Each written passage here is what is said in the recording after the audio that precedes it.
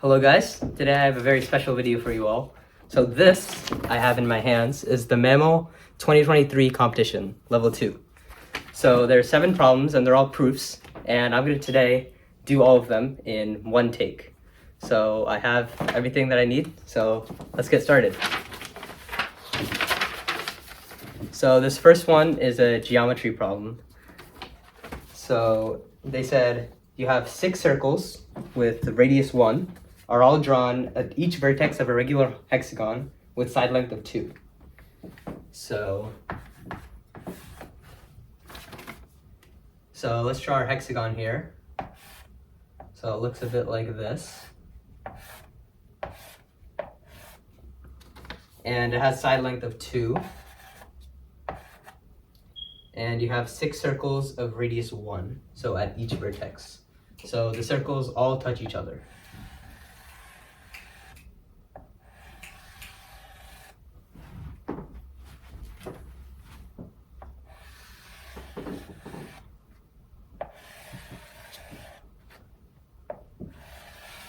Okay, kind of like this. And they want you to find the radius of the circle that's externally tangent to all of them and the one that's internally tangent. So like if you drew this circle here, they want you to find the radius of this one, and they want you to find the radius of like this inner circle. They're not exactly circles. Just for the sake of like naming things, I'm gonna call this omega 1 and call this one omega naught, just so things are clear here. Okay, so actually I'm gonna start with the internally tangent one. So the first thing that you have to notice is that these guys have the same center. So this is the center here. And the first thing is, okay, so let's just say this has a radius of r. So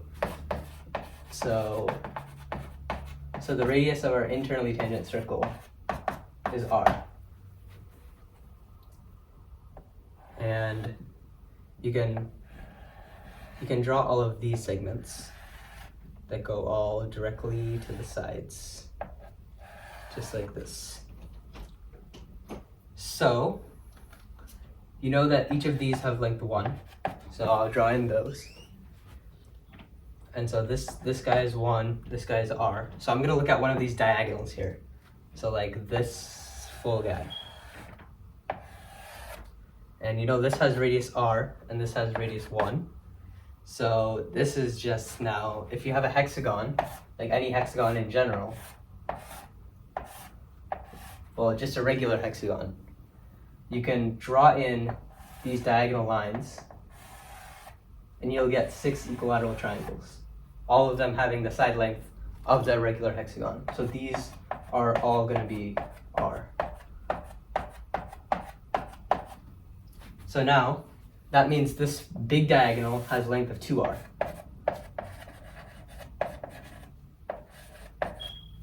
So that means we're gonna have this diagonal here is twice the length of the actual hexagon. So we know the length of the hexagon is 2, so that means this whole thing is 4. And so that gives you with 1 plus r plus 1 equals 4. So that's pretty simple. Now we can just solve this out. So just like, just regular algebra things. So now you get 2r equals 2, so that means r equals 1. So that means this guy equals 1. So now that we know the radius of the internal one, we can use that to find the external radius. So what I'm just going to do here is I'm going to draw one more segment here. So now like if you look at from here all the way through here, that's one radius. And we know that from here to here, that's length of 1. So that means our radius here, this full thing, is just, so I'm going to call this like big R. So big R is equal to 2 plus R, because this is 2 and this is little r. So that's just 2 plus 1 equals 3. So that means your external radius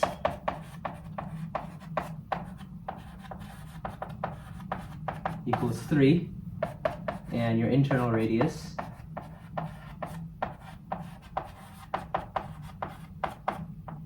is 1. So that's like the first part. Okay, and then they make us do this again with 2 separate shapes. So you do it again with a square, and then you do it with an equilateral triangle. So those are kind of similar, so I'll show them. Okay. Okay.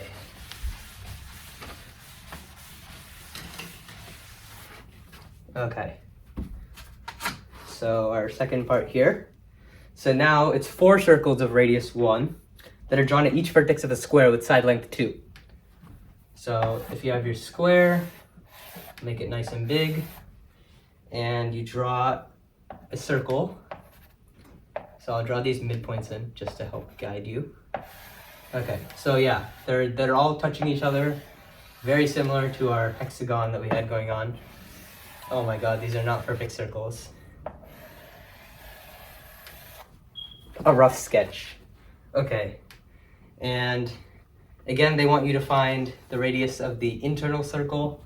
So this guy, and then the one on the outside.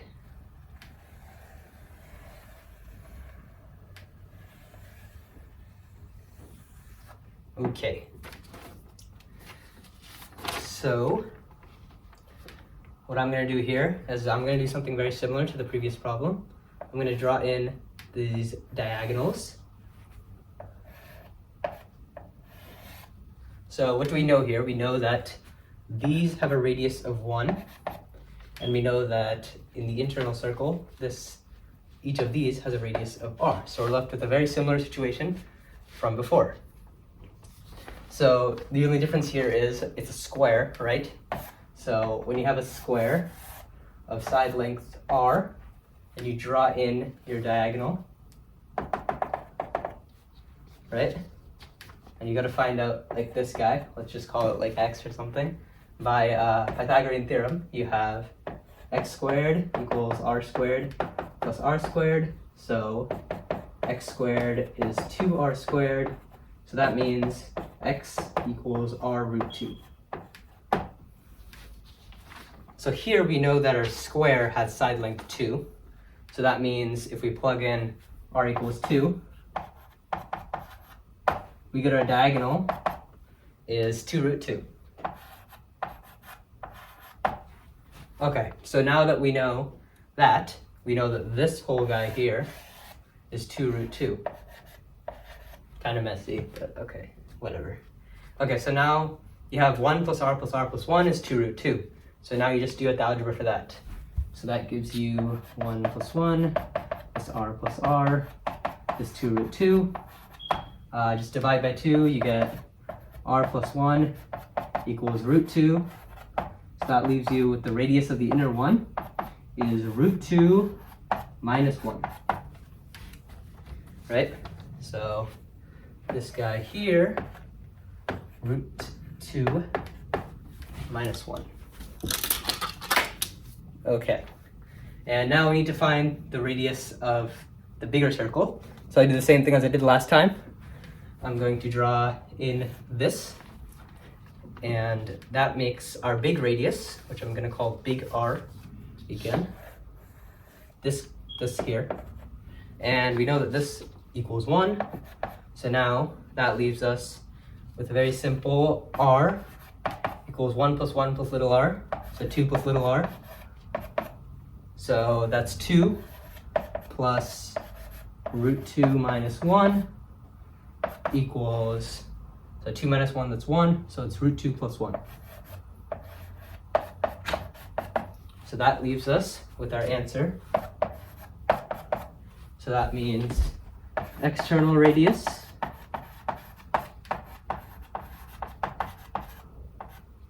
equals root 2 plus 1, and the internal radius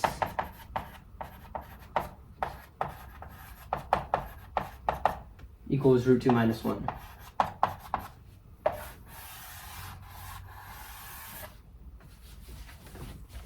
Boom. Okay, so now we have to do it for a triangle.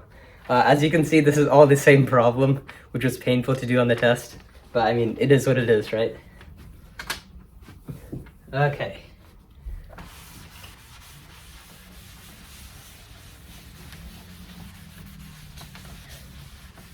It's literally a very similar procedure. So I'm gonna draw a triangle now with side length 2. And as always, we have 3 circles of side length 1 around it. So let me draw my triangle, nice and big. And we're drawing in our radii of length 1. So this triangle is side length 2. So let me draw in all my midpoints.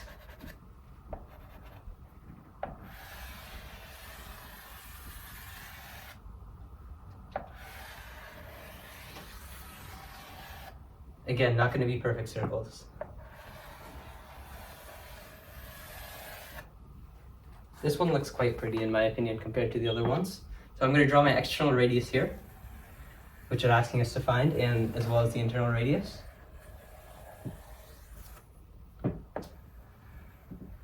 Okay, yeah.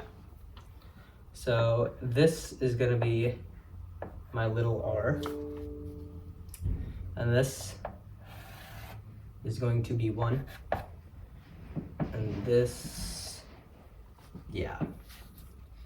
Okay, so what we do know is that this is 1, and this is 1. And what I'm going to do here is I'm going to take a bit of different approach, and I'm going to find this entire height. That you could do it with like this right triangle here. Like, so like if I did like A, B, C, not conventional notation. I should have been like O or something. But like if I were to do it like with this, you could do Pythagorean theorem. But for the sake of time, I just realized you can use this height here. So when you're having to find a height within an equilateral triangle of side length S, let's just draw our general equilateral triangle. So let's just call this guy S. And since in an equilateral triangle, when you have an altitude, it's also going to be a median, right? I mean, as you can see here, they're both 1, but like it can be proven explicitly.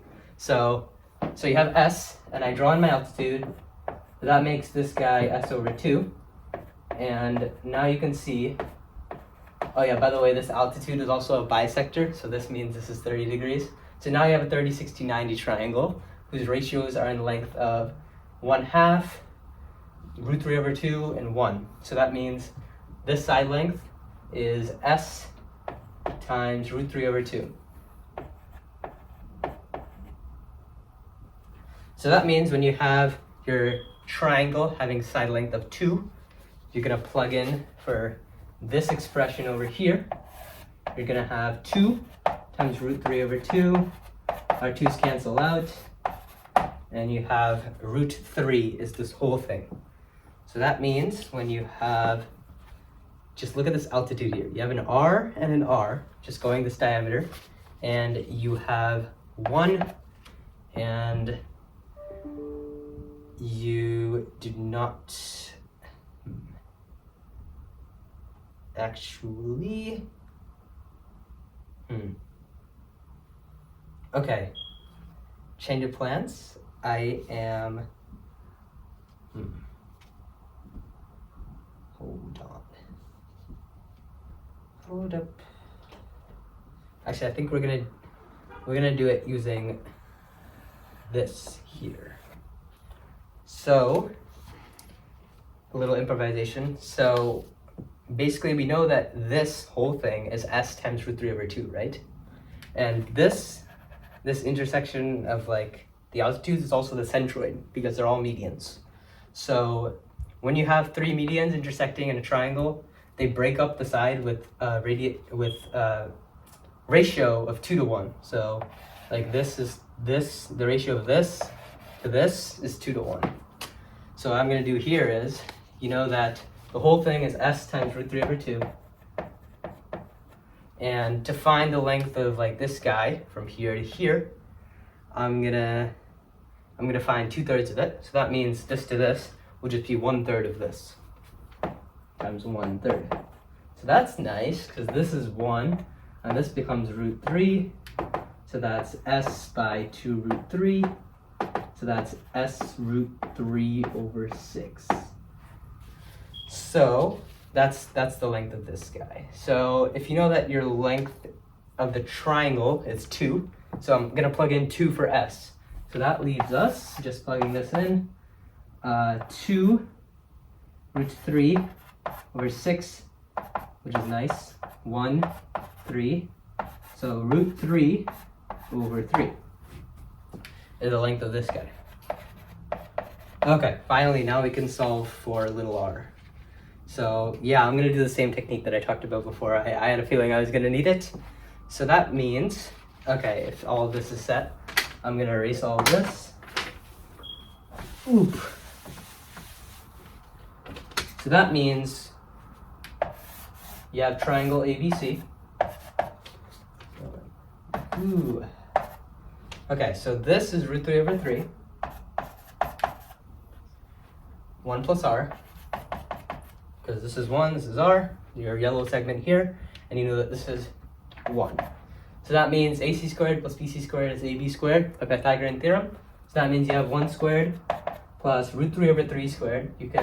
I'm just going to write this as 1 over root 3, so that's just the square root of 1/3. So that means when I square BC, I'm going to get 1/3. I'll just write it as square root of 1 over 3 all squared for your... So it's clear, and then you have 1 plus r whole squared. So that means you have 1 plus 1/3 equals 1 plus r squared. So that means 4 over 3 equals 1 plus r squared. And you know that 1 plus r has to be positive. So when I take the square root of both of these sides, you don't need to have like absolute value of 1 plus r. Like this isn't going to be -2. Wait. Okay, let's think. Okay, so when you have 2 over root 3, that's absolute value of 1 plus r. Let me just work through both cases here. So, let me just rewrite it at the top. 2 by root 3 equals absolute value of 1 plus r.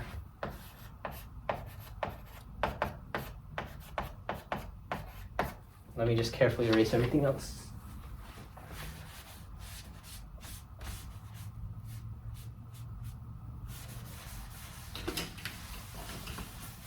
Okay. Okay, so case 1, it's positive, so this is going to be plus minus, just making sure. So that means r plus 1 equals 2 by root 3. That means r equals 2 by root 3 minus 1 equals 2 minus root 3 over root 3. And I'm just going to write. Something fell. Root 3 over root 3. I'm fine, I'm safe. Equals 2 root 3 minus 3 over 3. Why does this seem wrong to me?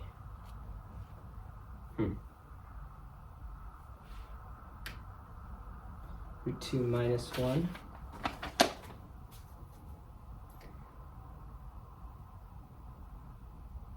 Yes, this is a weird problem. But yeah, okay, I guess that's the value of little r. Okay, now finding big R is not a problem because you have 1, 1 plus r. So that means I'm going to add 2 plus r. Oh, okay, this is fine. Yes. So little r equals 2 plus big R equals 2 plus little r. So that means you have 2 plus this whole thing. So that means you have 6 plus 2 root 3. Just bring everything under the same denominator. Minus 3 over 3. So that's 2 root 3 plus 3 over 3. So that means your external radius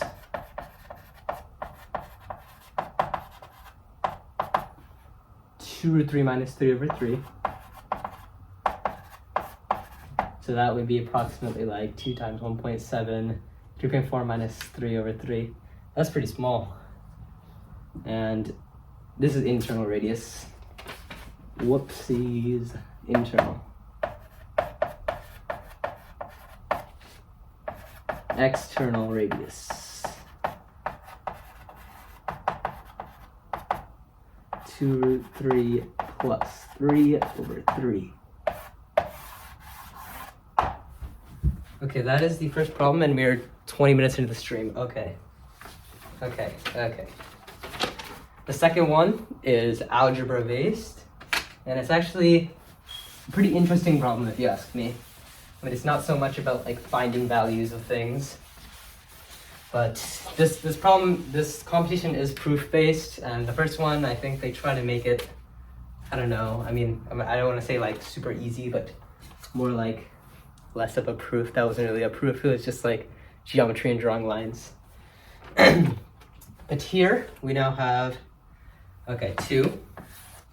Prove that, let me just write it all out. Prove that for x, y greater than or equal to 0, x cubed plus y cubed is greater than or equal to x squared y plus xy squared. So this one is actually pretty simple. It's just like factoring. So the main thing is knowing how to factor cubes and just factoring. Okay, so the general rule is for like x cubed plus y cubed. I like this maybe in a different color here. Factoring x cubed plus y cubed. This is equal to x plus y times x squared minus xy plus y squared. So yeah, I'm gonna use that here. Ooh, okay, so when writing down this, I'm gonna take all of this down here, and we get x plus y times x squared minus xy plus y squared is greater than or equal to, I'm gonna factor out xy here, so I'm gonna take out an xy, so this is x squared times y, so xy times x, and this is xy squared, so that's xy times y, so x plus y. And that's nice because we have an x plus y and an x plus y. So I'm going to move this over to the other side. So that means, let me just copy down x plus y, x squared minus xy plus y squared is greater than or equal to xy, minus xy, x plus y is greater than or equal to 0. So I'm going to factor out x plus y times sum both of these. Let me I can write it as plus negative xy. I don't know if you can see that negative sign, it's pretty tiny. X squared minus 2xy plus y squared is greater than or equal to 0. And this is nice because this is a perfect square. This is x minus y whole squared is equal to this. That means we can factor this out as x plus y, x minus y whole squared is greater than or equal to 0. So we know that any real number squared is greater than or equal to 0. That's called the trivial inequality because it's trivial. So this is greater than or equal to 0. And since we know that x and y are positive, any non-negative number plus another non-negative number is positive, you know. So that means this part is greater than or equal to 0, which means the whole thing is greater than or equal to 0. So that means this is just true. So I'm just going to write, therefore, x cubed plus y cubed is greater than or equal to x squared y plus xy squared. Whoops. Okay, yes. Okay, so that was part A. There's one more part to this problem. So let me just erase that I just wrote. Okay. This one is pretty fun actually. It's just like using the previous problem, which they tend to do a lot in MAML, by the way, because like a lot of proof competitions you can use previous problems in other parts. But anyways, here's B. Let me get a bit of water.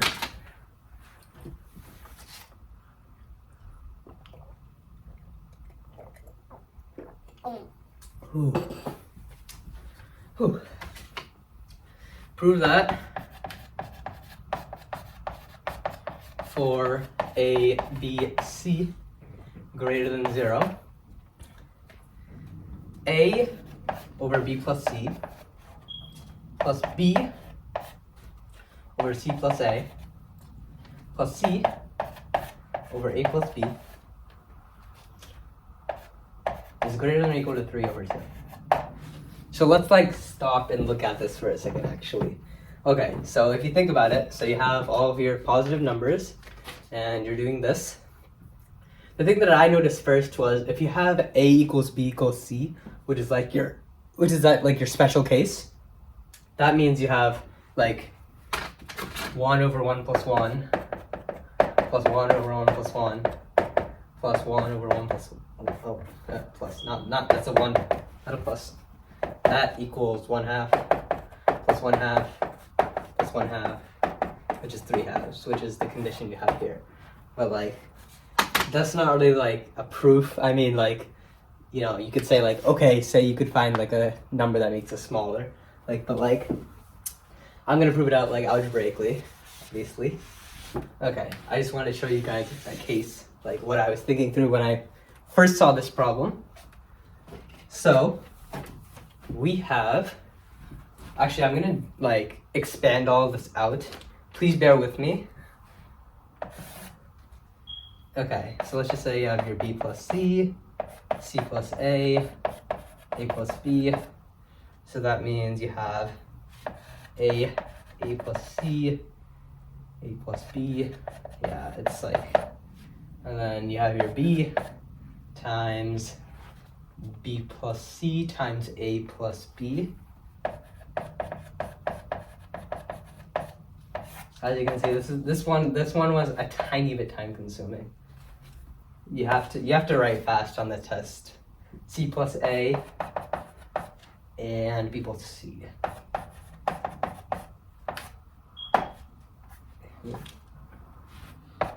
And then, yes, you do expand all of this out. Let me, A squared plus AB plus AC plus BC. I'll spare you the pain of me saying all this out loud. AB plus B squared plus AC plus BC and C, AB and AC and BC and C squared.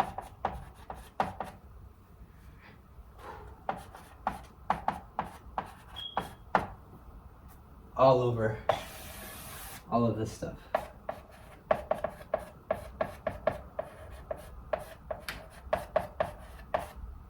Right? So the thing is, like, here we have a bunch of cubes actually, because A squared becomes A cubed, B and B squared becomes B cubed, and C squared becomes C cubed. So why is this important, you ask? It's because in the previous problem we had x cubed plus y cubed is greater than or equal to x squared y plus xy squared. And that's good because here cubes are harder to work with than squares, general life rule. So that means we can convert these kind of, because we know that we want it to be greater than this thing. So if we turn it into something smaller, and that's also greater than the thing, that means the original equation is like bigger. So it's like the kind of concept here is like if you have like, you want to prove D is greater than or equal to F, okay, cool. Then you prove D is like greater than E, not the constant E, which is greater than or equal to F. So that means by consequence, that's true. So now what I'm going to do is I'm going to expand all of this out. It is not easy to say all this out loud, so I'm just not going to. A cubed plus A squared B plus A squared C. Actually, yes, I am. Plus ABC. AB squared and A plus B cubed plus ABC and B squared C and ABC. I am doing this correctly. BC squared and BC squared and C cubed. Ooh, okay. Okay, over, yes, b plus c, c plus a plus b is greater than or equal to 3/2. It's long. The good thing is it simplifies. Yes. Okay, so now what I'm gonna do is, right. So what I'm gonna do is, I'm gonna multiply both of these sides by 2 because I want 3 pairs of like a cubed, b cubed, like c cubed. Because like right now what I have is I have an a cubed and a b cubed. That's a 3, sorry, and a c cubed. But like it would be nice to have like 2 pairs of them because that pesky 2. This is an odd number. We can't use this exactly twice. We can't use this 1.5 times. It's not, no. So I'm gonna multiply both sides of this by like 2. So I'm gonna call this like s, like this entire expression as s, because sometimes you multiply things by things and you forget what you're proving. So this is s for clarification. Okay. So I'm gonna multiply both of these by 2, both sides. So now we're working with 2s. 2. 2. Don't think you can see that 2. Okay. Yeah, let me erase this and get a fresh slate. Okay. So I'm multiplying both sides by 2. Okay. Okay. So now what you have is, okay, let me just write this all out. So you have a cubed, a cubed, I'm gonna move around some terms here.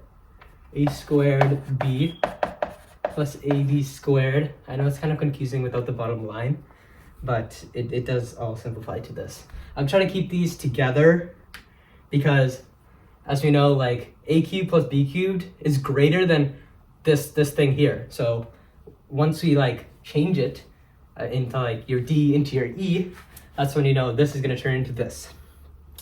Which is why I'm pumping it all together. And this way, see how I have 2a cubed? That's good because we multiply both sides by 2, so we can do that.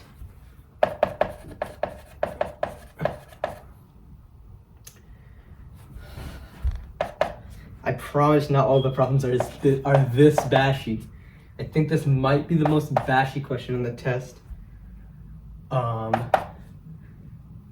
Not exactly 100% confident on that, but I'm pretty sure.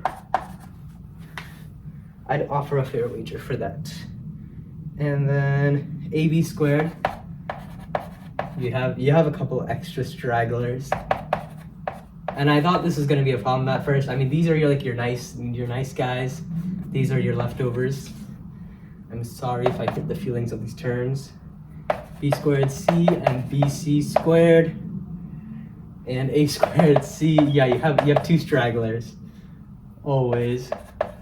And 6 abc. By the way, this is all your numerator. And you're dividing over the product of these 3. Yay. A plus b, which is greater than or equal to 3, because that's a 3. Okay, 2s. This is all 2s, all of this. 2s. Okay. So what I'm gonna do is now, I'm gonna make this into, so what I'm gonna do is, this, we're gonna say is 2s is greater than, actually let me move this a bit to the left. Okay, like 2s is greater than or equal to, based on this inequality here, I'm gonna take this and make it into a squared b plus ab squared, and we have a squared b, a squared b plus ab squared. And that means you have 3 of them, so it's greater than 3 times a squared b plus ab squared, and it's the same as the other 2 cases. So like so this is greater than a squared b plus ab squared. So this can be like sort of rewritten, I guess, with this greater than or equal to sign. So you have 1, 2, 3. It's the same thing as the other ones. 1, 2, 3. And then 1, 2, oh, I'm getting lost. 3. Yeah, kind of like this. So you get, and b squared c plus bc squared, and a squared c and ac squared, and 2abc.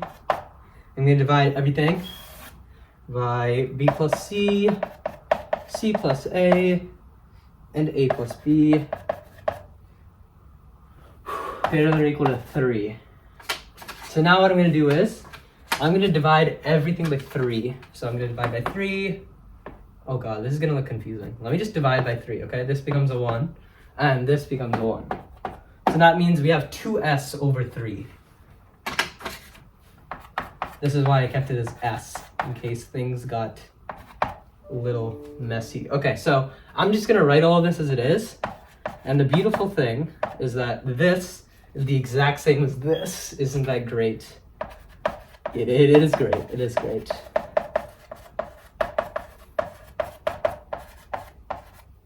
Plus 2abc. I'm trying to be neat as I can here. Okay, so if you multiply it out, let me do this as like a little calculation in the corner here. What can I erase? Actually, let me erase this, because we already used it. Okay, but like basically the upshot here is if you have b plus c times c plus a times a plus b. So b plus c times c plus a. So like this times this is just bc plus ab plus c squared plus ac plus times a plus b.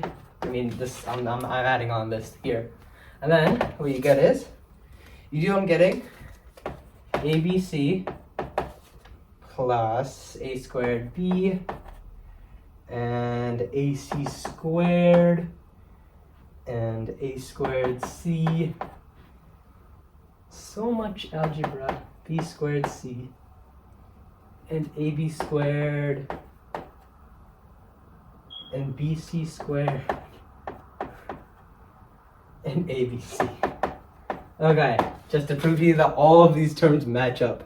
Okay, abc, you have 2 of them. ac squared, oh whoops, yeah, ac squared. A squared b, I think you kind of get the point, a squared c. But yes, it all matches up. It's like a little dance for me. Over literally the exact same thing, so I'm going to write it as it is to make it explicit as possible that this whole fraction equals 1.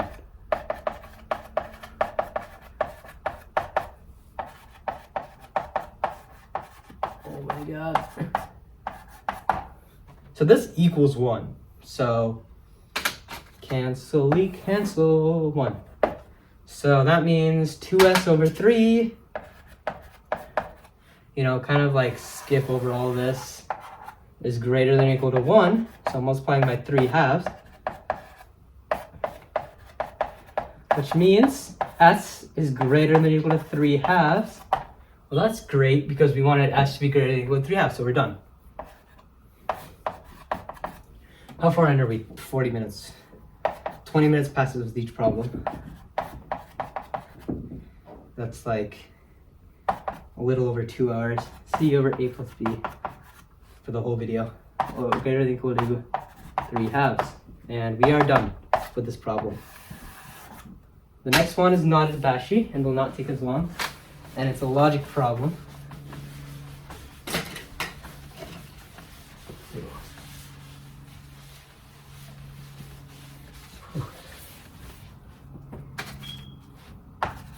So the third one involves a game. So how the game works is, you have Alice and Bob, and they're playing a game called NIM. Don't know why it's called NIM. So the game starts with a pile of n stones. And you know, n here has to be greater than or equal to 0. You can't play with negative stones, last time I checked at least.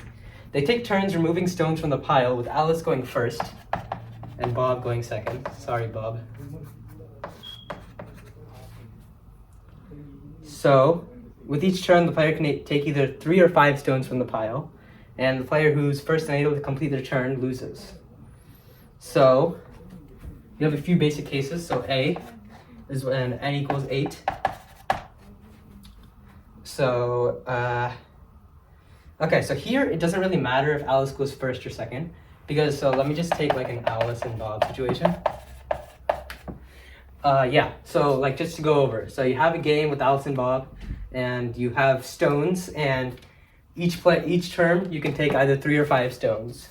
So here we have 8 stones. And Alice can take a turn by taking either 3 or 5. So say she takes 3 stones, that means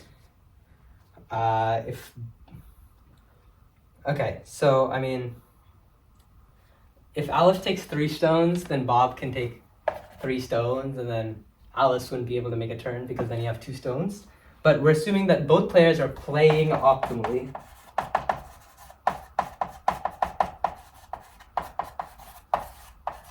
Okay. So that means like you can't have because there's a way for Alice to win. Because if Alice takes 5 stones and Bob takes 3, because that's the only move he can take, then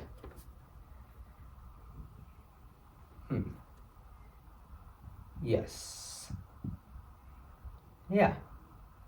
The less than 3 stones in the pile loses.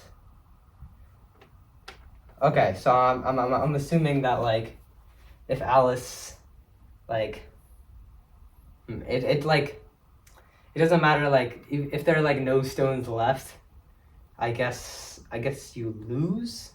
If there are 0 stones, like exactly 0 stones. Yeah. So I'm gonna say like Bob is the winner here.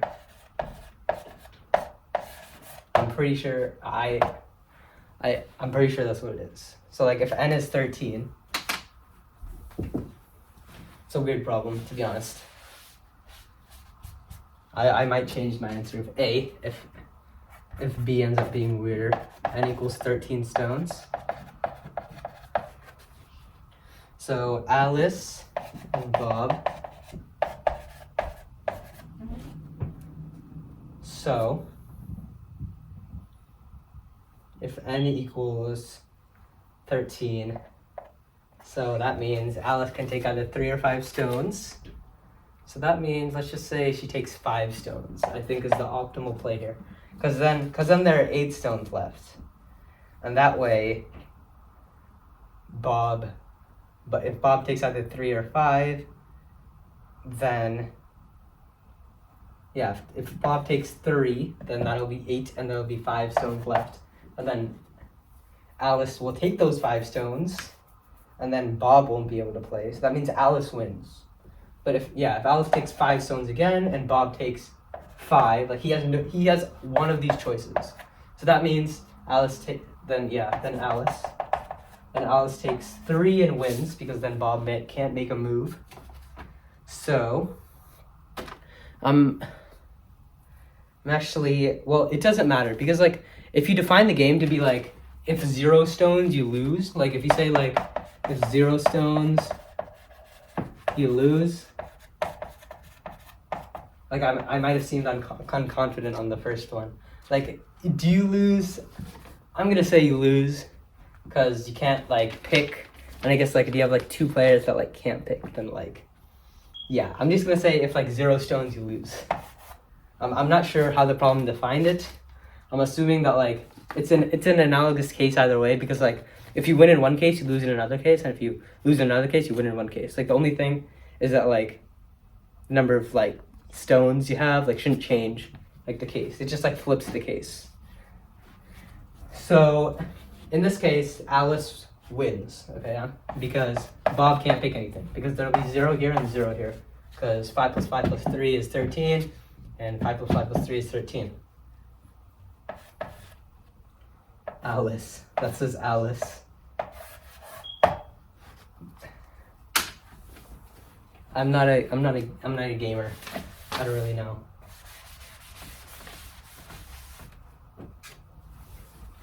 Ooh. And now, see, I think this was like one of the only ones that was like weird for me. N equals 20 stones. Okay, so the thing here is, let's just say,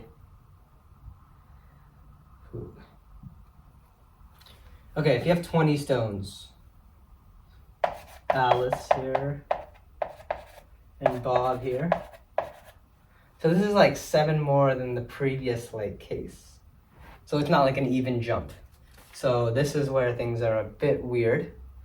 So let's just say Alice got, let's just say she did like 5.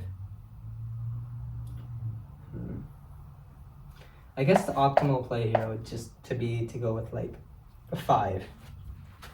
So I'm gonna do this kind of like as a tree. So let's just say Bob took like 5. So that means Alice will take 5, and then Bob will take 5, and then Alice won't be able to play. So Bob will win, because like 0 stones means like you lose, I guess. But if Alice took 5 and Bob took 3, so that means there are 12 stones left. So that means Alice would take 5. So that means you'd have 13. Yeah, and then so this would be 13. And then Bob would take another 5 stones, and then there'd be 2 left over, which Alice wouldn't be able to take. So Alice would lose. So that means Bob wins in this case. So right now we have 3 cases. So we've proven that, let me just write it all out for you. So D says, with proof, determine all n such that Bob wins the game. So we've proven that for n equals 8, we had Alice choose, and then Bob, and then Alice and Bob. I'm gonna say A and B, and then A couldn't choose, so Bob won. And then for n equals 13, it was Alice, and n equals 20, it was Bob. So the thing that you have to notice here is it's kind of like periodic based on like whether you have Alice picking or Bob picking. So like I'm gonna start at like the 0th case and just like work my way up until something changes, and then I can be like, oh, okay, so this is like the pattern. It's like when n equals 0, Alice can't choose, so Bob wins. N equals 1, it is also Bob. N equals 2, it is also Bob. You can kind of see the pattern here. Okay, just checking on the time. Okay, so now when n equals 3, then Alice can choose, and then Alice like wins because Bob can't make a turn, right?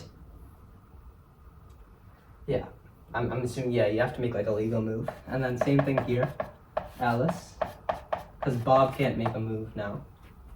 And then when n equals 5, it's the same thing. It's also Alice. And then n equals 6. Still Alice, because like if she plays optimally, so like when n equals 6, if Alice, let me just use my duster here. Okay, so like say you have your Alice and your Bob, and say Alice picks 3, and Bob picks 3, then Alice would lose.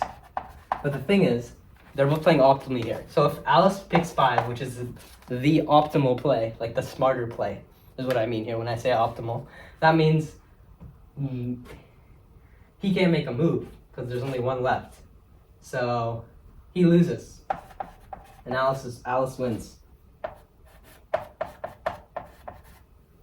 And n equals 7 is the same deal, because it's instead of 5 and having 1, Bob is left with 2 of them, and he loses. So the crown goes to Alice. And then when n equals 8, it's Bob again. So that means the cycle continues. So that means the only cases where it does work, because like anytime like you have like one of these, it'll just be like one more like turn, if that makes sense. Like this pattern will keep on going. Like if you have like n equals 9 or 10, it'll be Bob. And then at n equals 11, it'll go back to Alice. Because, yeah, like if Alice, like, let's just say you had 11 pieces, and Alice played like a 5. I don't know if 5 is the optimal play here, because then Bob would play a 5 and then she'd lose, and then if she played a 5, then she'd lose. But like, yeah, if she played a 5 and he played like a 3, then I guess she'd play a 3 and win. But like, if she played a 3, then yeah, then if Bob plays a 3, then that's 6, and she can play a 5. But if she plays a 3 and he plays a 5, she'll just play a 3 again, and then Bob will lose, so Alice will win, is what I'm saying here. So see how we have like Bob, Bob, Bob, and I had like 3 here, Bob, Bob, Bob. So anytime it's like 0, 1, or 2, and then 0, 1, or 2, and you see it happens with the rotation of 8, because 5 plus 3 is 8. So this happens like every 8 times. It's kind of the pattern here. So yeah, this repeats with the period of 8. So that means you have Bob, Bob, Bob, Alice, Alice, Alice, Alice. And so it only works when Bob wins when it's, so Bob wins when the number of stones, let me just move over here, can be expressed as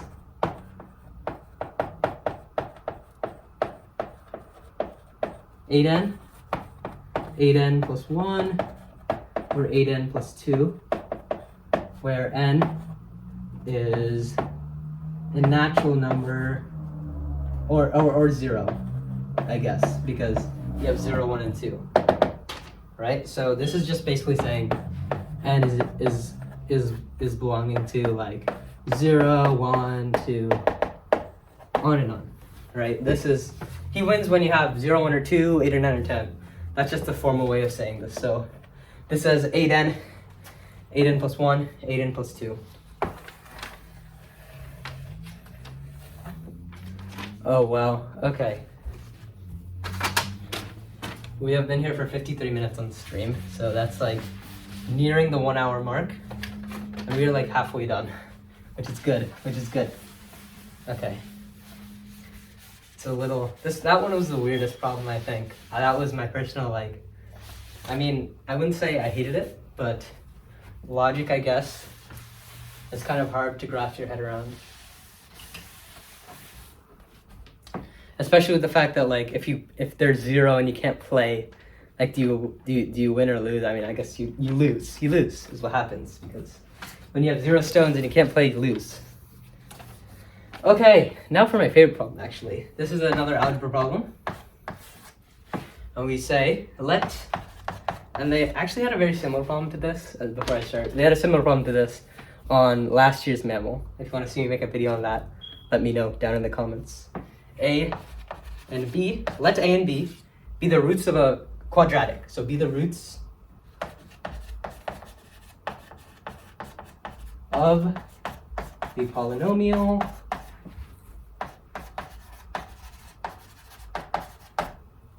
x squared minus 5x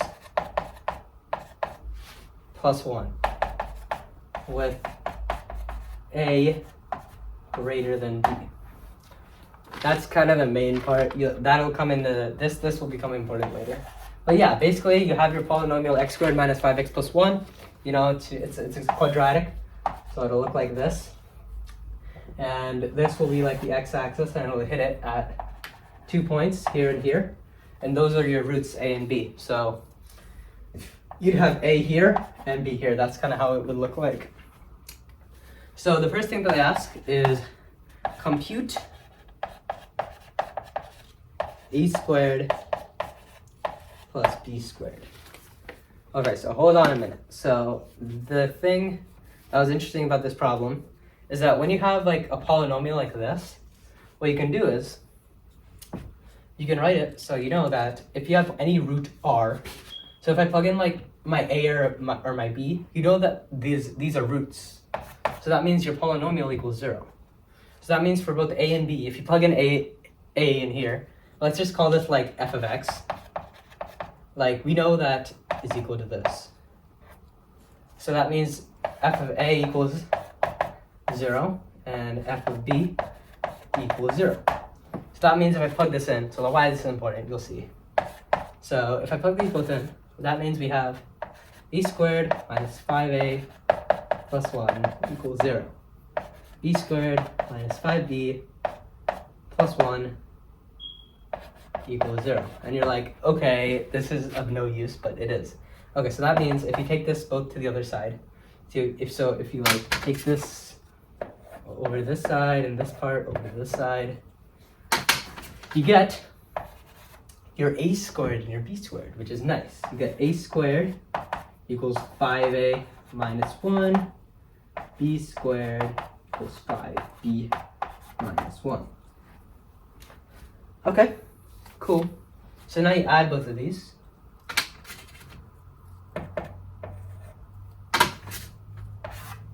Whoops. Kind of crossed into that. Did not mean to cross it out. So if you add both of these, you get a squared plus b squared equals 5a minus 1 plus 5b minus 1. So that equals to 5. So I'm going to factor out your a and your b. I'm going to factor out these terms. 5a plus b minus 2. And so the thing is, by Vieta's theorem, the sum of the roots, so sum of roots of like ax squared plus bx plus c equals 0. So if you have like a general quadratic like this, then the sum of the roots, so equals the sum equals negative b over a. And in our case, our negative b would be negative of negative 5. And your a would just be like a 1. Right? So that's negative of negative 5 over 1. So that becomes positive. So that's just 5. So that means this is 5 times 5 minus 2. Equals 23. Yay. 23. Oh, wow. Okay. So now we gotta find a cubed plus b cubed. So they'll compute a cubed plus b cubed.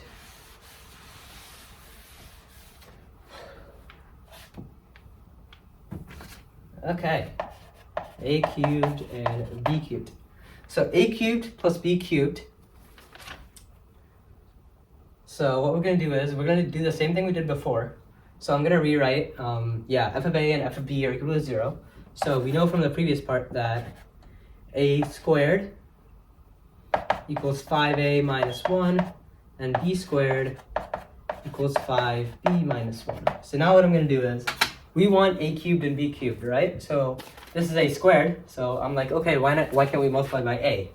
So multiply by a, multiply by b,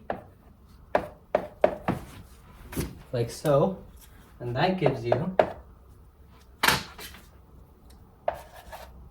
a cubed, because a squared times a equals 5a squared minus a. Oh wow, that's a weird 5. 5a squared minus a. And then b cubed equals 5b squared minus b. So that, if you sum all of this up, you see that you get something very nice, which is because here you have a squared and b squared, which you solved for in the previous part, that sum. And then you have a minus b, which you can find out by Vieta's theorem. So that means a cubed plus b cubed equals 5a squared plus b squared minus a plus b. I'm going to factor this out. so that we can give it in terms of like the previous terms. So that means we know that this guy from the previous part is equal to 23. And you know that from this one that this equals 5. So this equals, let me try it with this, equals 5 times 23. So that equals 115, just to prove to you guys and to myself that I'm not making any calculation errors. 115. 115 is this product here. Whoops. This times this. And then minus 5 equals 110. Okay, that's fine. That's all well and good. 23 and 110. Oh, and we're just past the 1 hour mark. Yay. Okay.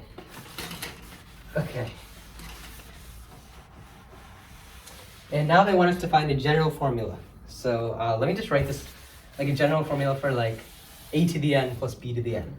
So they said, okay, so for c here, it'll be clear if I write it down. So let xn equals a to the n plus b to the n. So like x of 0 would be a to the 0 plus b to the 0, which would be like 2 or something. Just as an example. And they're saying determine a recursive sequence. The recursive formula, I guess, just to be consistent with the problem. Formula for xn in terms of xn minus 1 and x minus 2 for n is greater than or equal to 2. Okay, so I'm going to do something very similar to what I did in the previous parts. I think this kind of algebra is pretty like neat. So you plug in your a squared and you plug in f of a and f of b. Sorry. Okay, so that means f of a is equal to a squared minus 5a plus 1. So a squared minus 5a plus 1 equals 0. B squared minus 5b plus 1 equals 0. I'm just writing this part out because I think they'd want like a full proof from the beginning. So I'm just going to make like f of a equals 0 and f of b equals 0. So that means I'm doing all of this. So that means a squared equals 5a minus 1. And b squared equals 5b minus 1. I'm not gonna lie, it's my voice is like, is my voice gonna survive this? Fine, well, let's find out. Okay, so we want to get to a to the n on this left side. So like if we want to get this to be a to the n, we have to multiply by a to the n over a to the 2. So a to the n over a to the 2 is just a to the n minus 2. So I'm going to multiply both sides by a to the n minus 2. And I'm going to do something similar here. So b to the n minus 2 on both sides, because b to the n minus 2 times b squared equals b to the n. So b to the n minus 2, b to the n minus 2. I feel like I'm not looking at the camera enough. Okay, whatever. Okay, going on. We have, a to the n minus 2 times 2 just leaves you a to the n. A to the n is equal to 5 times a to the n minus 1. A to the n minus 1 minus a to the n minus 2. B to the n equals 5b to the n minus 1. Oh my god, I feel like I need to make this neater. I'm not gonna lie, I'm always holding this in my hand. B to the n equals 5b to the n minus 1. I'm gonna make things clear here. n minus 1. Is that better for you? N minus 1 minus b to the n minus 2. So now if I sum both of these up, oh, shoot, did not swear. Okay, YouTube, don't demonetize me. A to the n plus b to the n equals 5 times a to the n minus 1 plus b to the n minus 1 minus, I'm going to factor this out, just the minus, a to the n minus 2 plus b to the n minus 2. So, as you can see here, so xn is a to the n plus b to the n. Conveniently, we have a to the n minus 1 plus b to the n minus 1, which is x to the n, xn minus 1, not x to the n minus 1.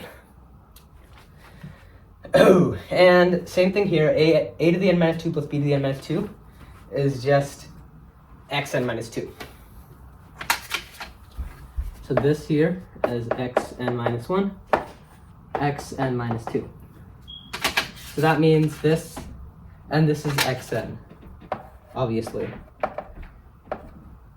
So that makes xn equals 5xn minus 1 minus xn minus 2, which is actually really nice.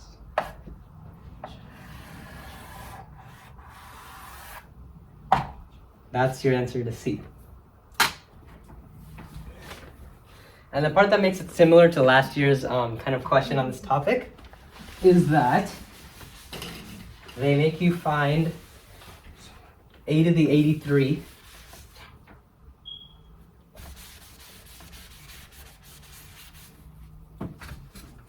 so they want you to find the remainder, so they said calculate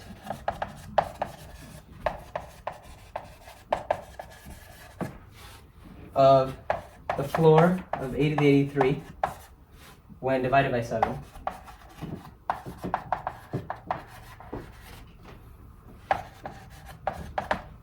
So that means we have to find x of 83. So just to remind you guys, let me erase this here. We don't need this picture. So xn equals a to the n plus b to the n.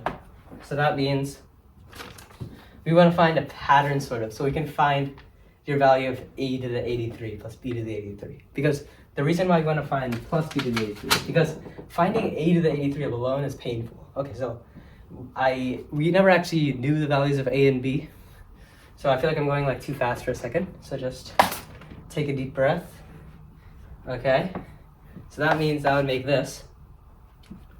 Let me just find when f of x equals 0. So we know what a and b is. X squared minus 5x plus 1 equals 0. So by quadratic formula, negative b, so plus 5. Negative b plus or minus, let me just make this 5. B squared, so 25 minus 4 times 1 times 1, 1x squared, over 2a. So x is 5 plus minus root 21 over 2. So that means you're like a, so your x, I'm gonna call it x naught, your bigger root is 5 plus square root of 21 over 2. And the main thing here is the value of b, because b is your smaller root. So they want us to find the floor of a to the 83. And you're like, okay, that's weird. But it's less weird when you're considering a to the n plus b to the n, because we have a recursive formula for that. So a is this, 5 plus root 21 over 2, and b is 5 minus root 21 over 2. So that means this guy is actually, okay, so 5, so like if you had like 5 minus like root 16, say, so like 5 minus root 16 over 2, that would be like 5 minus 4 all over 2. So that would be like 1/2. So like this guy is like less than even 1/2. So because you're subtracting by a greater like radical. So this is like greater than 4. So this whole thing would be like less than 5 minus 4 over 2, which is less than like 1/2. which the main thing is that it's less than 1. And like, why do we care if it's less than 1? The reason is because if you take b to a really big power, so in this case, we want to take b to the 83. I know it says a to the 83, but like, I want to see what a to the 83 plus b to the 83 is, because that's a lot easier to calculate. It's a lot easier thing to work with. A to the 83 plus b to the 83. So this, since this is less than 1, this will be like very close to 0. I mean, it's greater than 0, but it's approximately 0. I mean, it has some value. Maybe it's like 0.0000000 blah blah blah 1 or something. I don't know. But it's less than 1 and it's about 0. That's important. So keep that in mind. So I'm gonna say b to the 83 very small. Okay, great. Okay. Whew. Okay. So that means I'm gonna find the remainders of like, so let's just say we want to find the remainder of a to the 83 plus b to the 83 mod 7. Because like, this is nice because like, we want to find this mod 7. So if we once we find this, because this is going to be an integer, because it's a recursive sequence, and so you have like all of these like numbers here, so it's like, this is going to be an integer. So once you subtract this very small value of b, you're going to have something that like rounds down. So like, say this was like 6 mod 7, this whole thing, and then once you subtract b to the 83, you have a to the 83 is like 5.999 something mod 7. So that means when you floor it, you get like 5. Like, we'll get our answer that way. Okay. Okay, deep breath for a sec. Whew. Okay, so that means we want to find patterns of x to the n. So I'm going to define a new function called r of n is congruent to x of n mod 7. So that way we have like a sequence kind of going. So the next thing that ends up happening is that this ends up being a pattern. So if you have x0, so let's just say, so r of 0 congruent to x of 0 mod 7, which is congruent to a to the 0 plus b to the 0.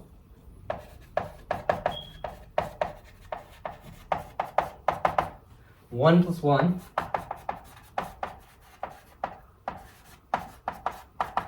2 mod 7.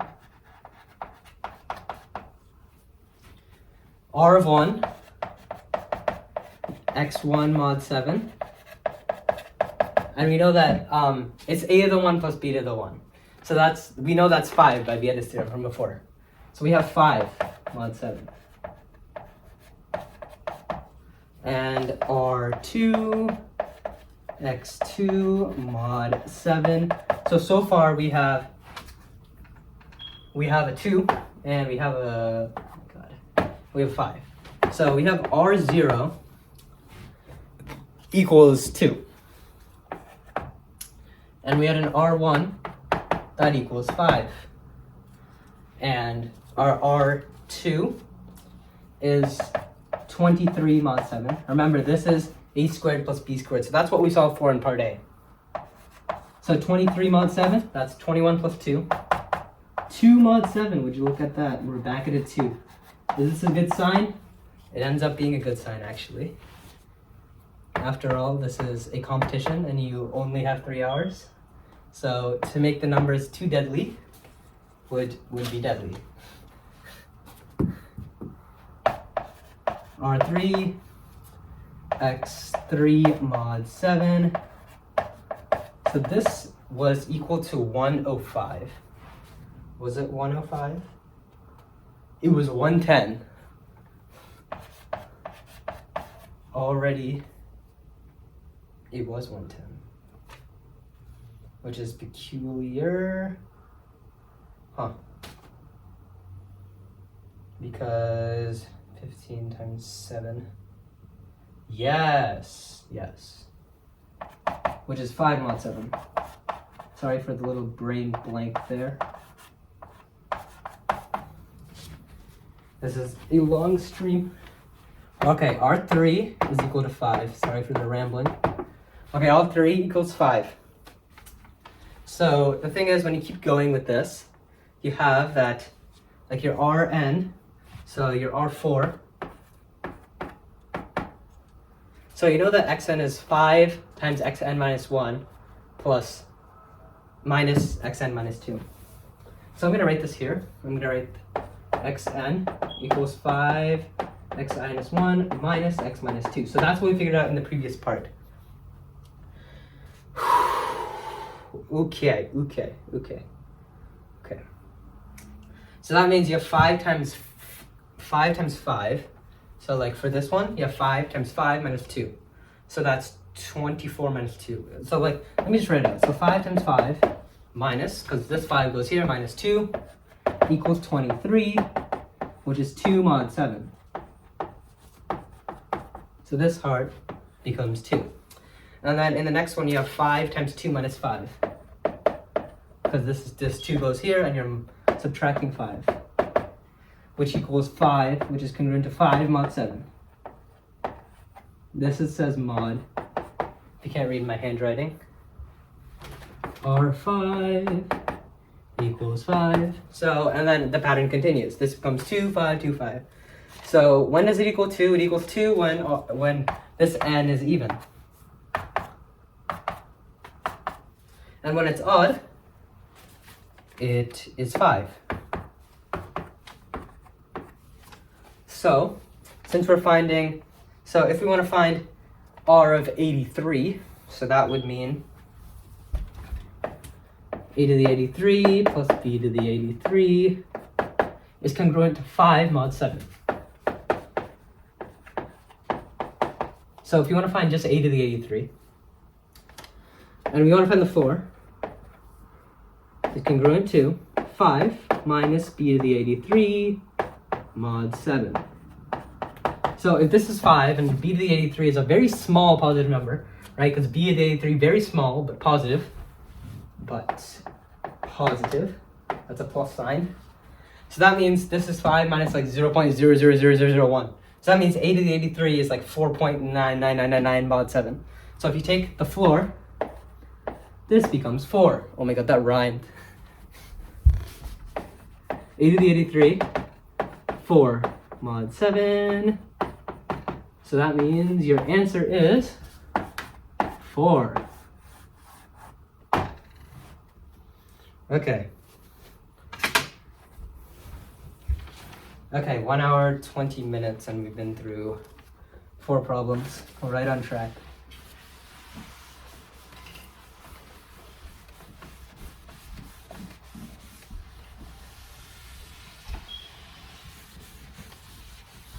Okay.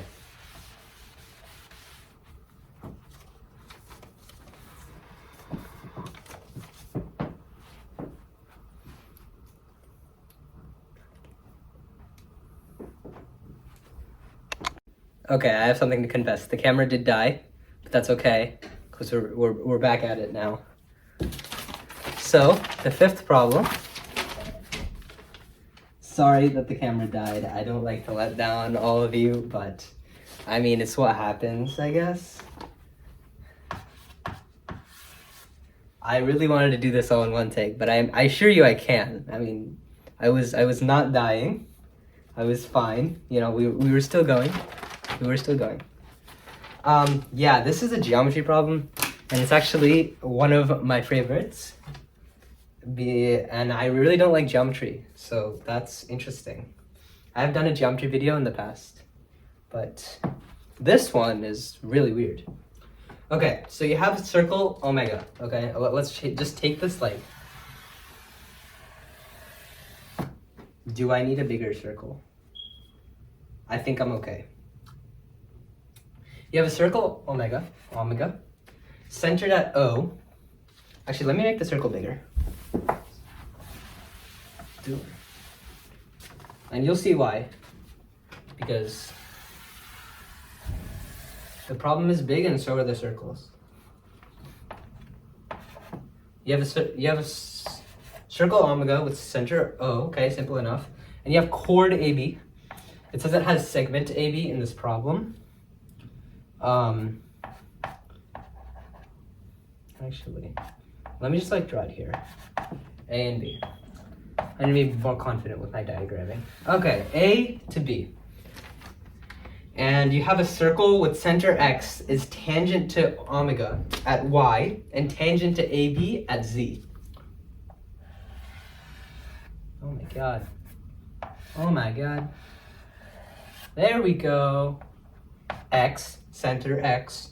A circle with center X is tangent to omega at Y and is tangent to AB at Z. And line YZ intersects omega again. I mean, not at Y, at M. And we assume that line YZ is not the perpendicular bisector of segment AB. So I'm going to draw this. So this is going to intersect the circle again at M. And so A is to prove that M is the midpoint of arc AB not including Y. So in this case, it would be the major arc AB, not containing Y.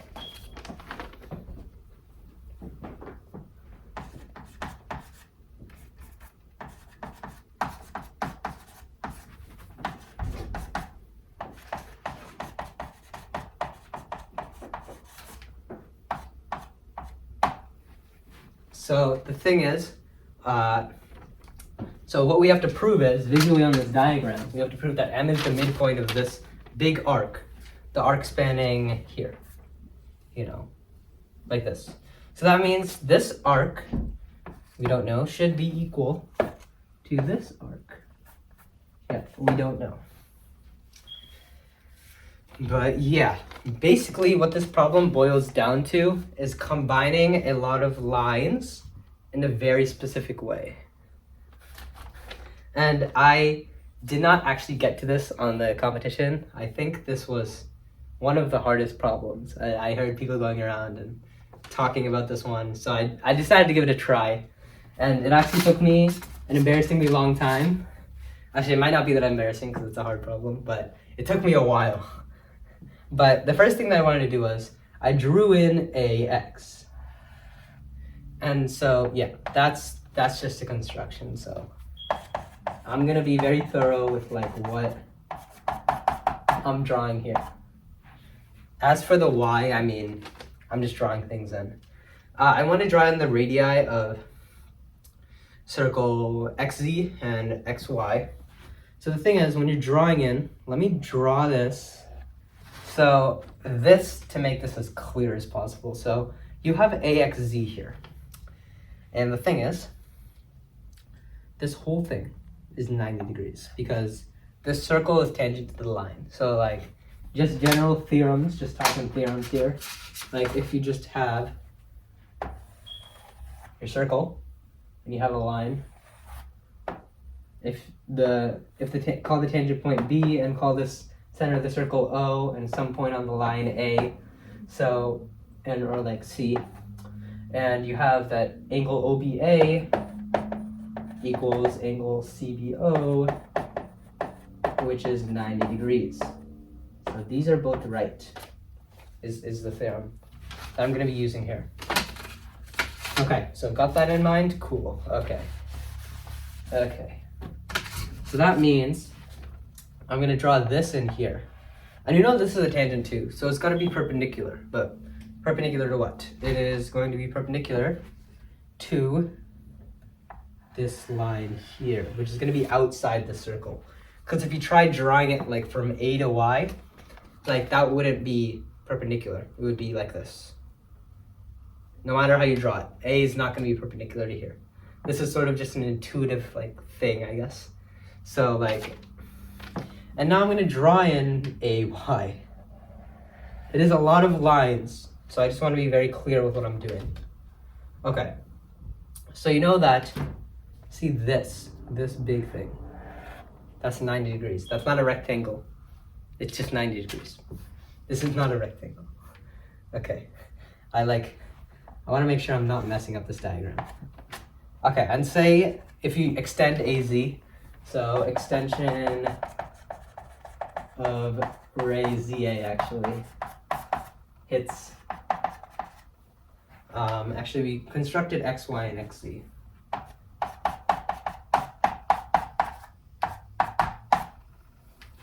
And then construct, and then we're gonna also construct, I'm gonna call this line L, which is perpendicular to XY at Y. So we're constructing this line L, which is perpendicular to radius XY at L. So that means we have, we have this line here. Okay, and so now what I'm gonna do is I'm gonna draw in this line here. Okay, this is a hot mess, like a complete hot mess. So I'm gonna redraw this diagram, just this part here, so we can see what's going on, because this is gonna be important. Okay, I thought this proof was beautiful, but it's really not. Once you step back and look at it, it's not that beautiful. It's just a lot of like angle chasing and stuff, as you'll see soon in a moment. You'll already begin to see. Okay, so you have your circle and your two tangents, and the first thing that you can notice here is that you have this radius equals this radius equals this. So say you had like this was A and this was B and this was C and this was O. By leg hypotenuse, you have triangle. You have triangle congruency here because you have right triangles with the same hypotenuse and a shared leg. So that means you have triangle OAB is congruent to triangle OAC. Oh my god, congruency brings back my geometry days. So that means that this angle here, so by, I'm gonna actually say it out, CPCTC, congruent parts correspond, congruent, don't remember the name. It's been too long since geometry class. Yeah, but the upshot here is that these things are the same. So that means angle, the measure of angle BAO is equal to the measure of angle CAO, which equals, I'm just going to call them alpha, just for the sake of this problem. So I'm going to draw an alpha. I'm going to draw on this alpha. So what you can see here, so we know that angle, let me call this point C. The extension, actually I never finished this. The extension of XA hits L. Oh my god, that's not enough. It's L at C. Okay, perfect. Okay, so that means, yeah. Okay, so you see how we have, let me draw one of the, like this region again. So now that we got this all cleared up, it's a lot of like parts, like just a lot of like, this is kind of like, they're like combine everything on geometry that you've ever learned in geometry, like every basic geometry thing into one problem. Yeah, so if you draw this like L, so I'm gonna redraw L. Yeah, if you don't want to look at the diagram, don't look at the diagram because it gets a little wonky. And I guess maybe I should have drawn it bigger, but I mean, we have limited space. Even if it's on a huge blackboard like this, I think it's clear enough, I think. Best I can do, guys. Okay, and y is this tangent point. Oh my god. And yeah, I'm just gonna draw in YA. And we know that C is somewhere over here. I mean, this is not to scale of the actual problem. There we go. Yeah. Okay, so see how, yeah, this will intersect at A. So A is like here. So if you have angle CYA, I'm going to call CYA equals to beta. So see this angle here, the one that like kind of crosses the tangent, this guy is equal to beta. And when you have your full circle, let me draw the full circle in, and you have B over here. So the main thing is that when you have this is called the tangent chord angle theorem. Tangent chord theorem. Something like that. It has to do with the tangent and the chord. You draw in this guy. So the main thing is, so by, there's a theorem that states that this tangent angle that intercepts chord YA. So see this chord here? This chord here? This angle intercepts this arc, and so does this. And we know that, and there's a theorem that says that this beta equals this beta. Let me actually give a quick proof to this, like to prove to you that this guy equals this guy. So I'm going to draw in, so see how you have this angle intercepting this arc. This guy is beta. I know it's hard to follow. It's hard to follow, which is weird. It is fine. It will become hard to follow. It's not hard to follow right now, but I hope it's easy to follow. Beta. It's hard for my eyes to follow, but that's okay. Beta. And we know that this whole thing is 90.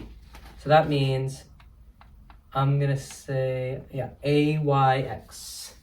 So the measure of angle, AYX. Let me write it like here. AYX.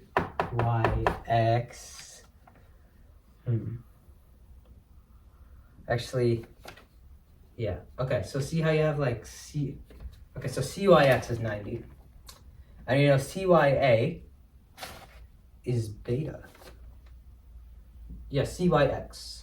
So CYX is composed of CYA, which is beta, plus AYZ, plus, yeah, so this right angle goes all the way over here.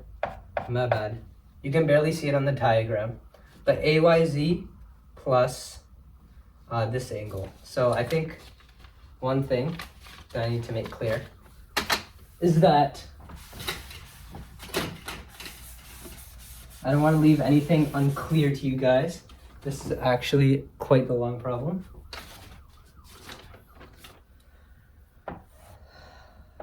Whew. Oh my god.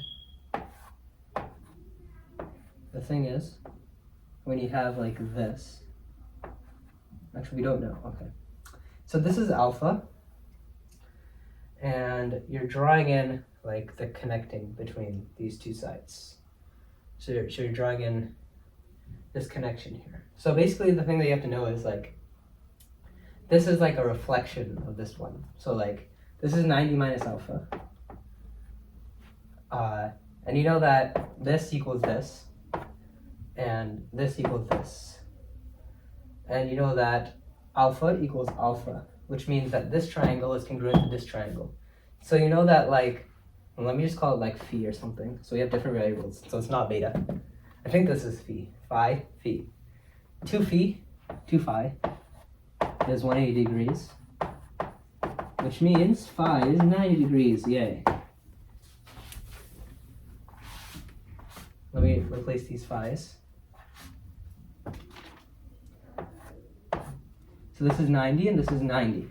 So that means this is 90 minus alpha, and this is alpha, and this is alpha, and this is 90 minus alpha. Okay, cool.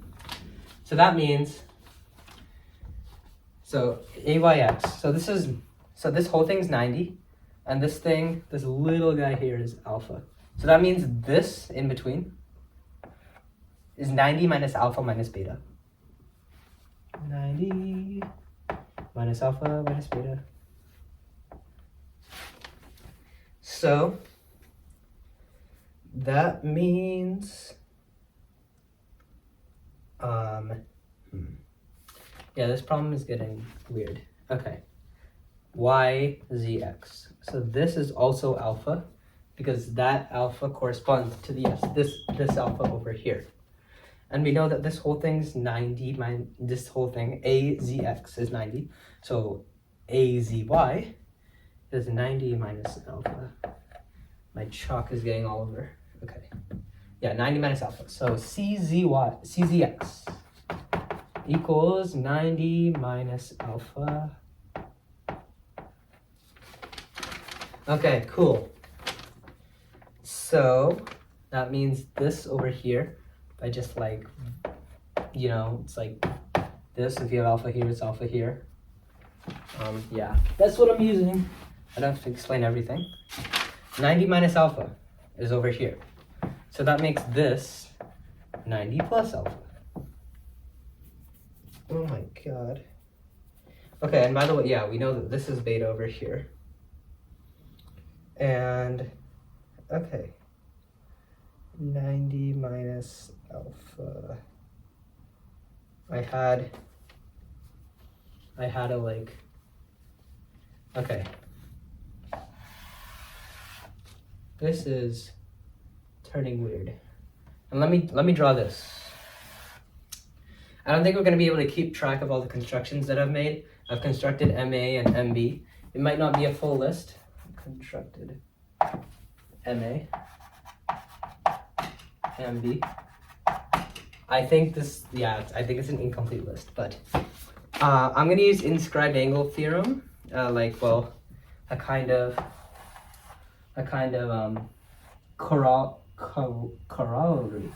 Forget how to pronounce it, but like, yeah, like if you have like this kind of situation where you have AB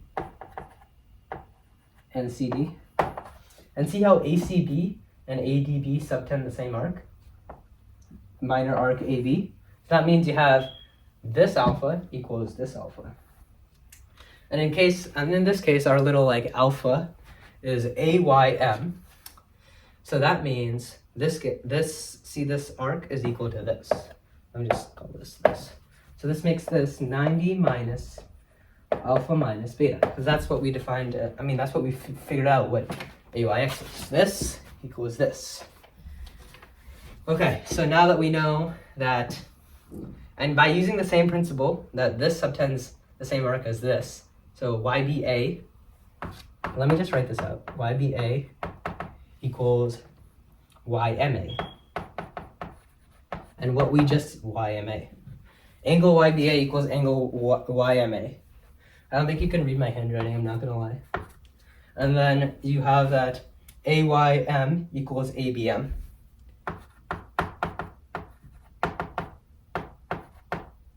BM. I drew into the circle. Okay, so now that you know that, using this one here, we can say that this beta is equal to this beta, because they both subtend AY. I know this is such a messy diagram. 90 minus alpha minus beta. And I'm sort of gonna use like a converse of like this. Basically the theorem says that if you have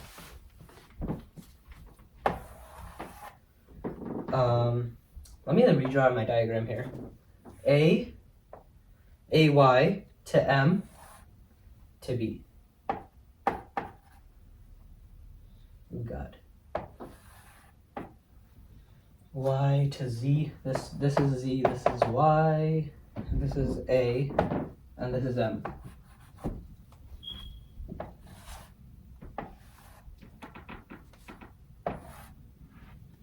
So that means like if you have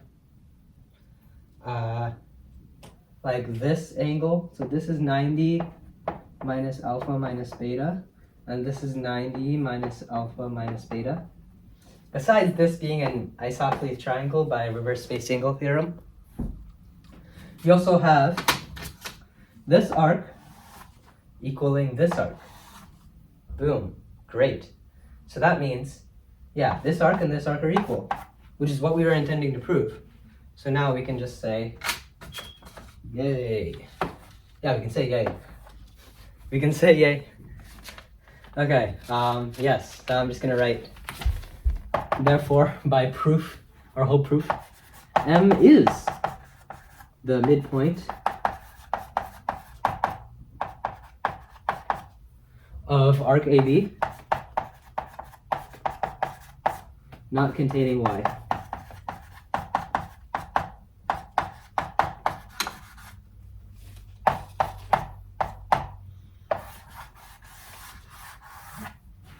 Perfect. That was 5A. 5B and 5C are very simple compared to 5A. But honestly, I thought this is kind of complicated and kind of has its own beauty in it. And what's not beautiful is the fact that it took me like 12 hours to solve. Not gonna lie, so that almost prevented this video from getting made, but that's okay. But I solved it, so now we're here. Yay! Okay. 5B says prove that angle AMY is similar to angle ZMA. Oh.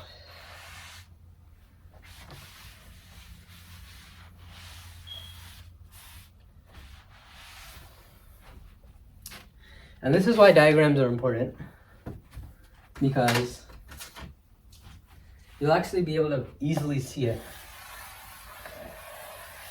This time the diagram doesn't need to be as big, because you aren't proving something that's weird.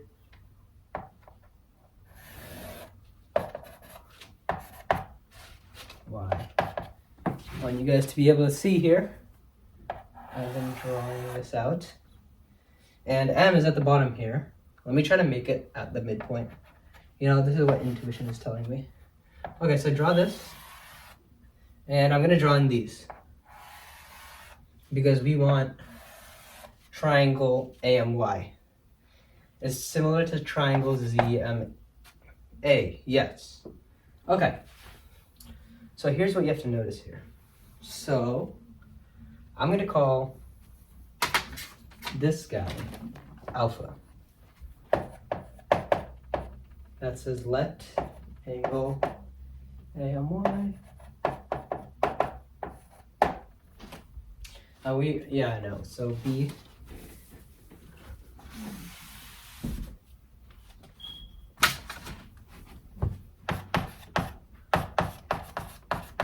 We want to prove AMY is similar to triangle ZMA.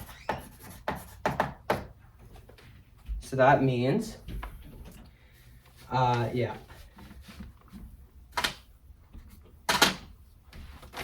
So,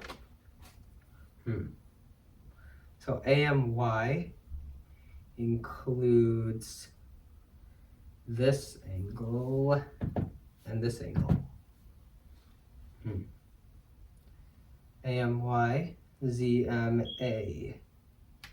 So what looks to be the case and what should be the case is that if this angle is beta,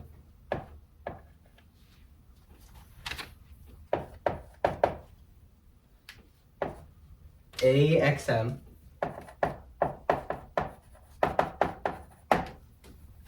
so that means angle ABM is beta. And we proved in the previous problem, so based on the fact that these are both the same arc, we can use the converse of what we proved in the previous one. So you can say that this angle here is also beta. I mean, we proved this in the other one. We said we had different alphas and betas because we had this alpha being like the angle out here. Like I don't want to make the diagram more complicated, but in case you wanted to see, like, yeah, our alpha was like, we made this tangent line, and then we set that over here, and like C was over here, and we like broke this in half based on where X was. I didn't draw in the circle even, so that's like where C was and stuff.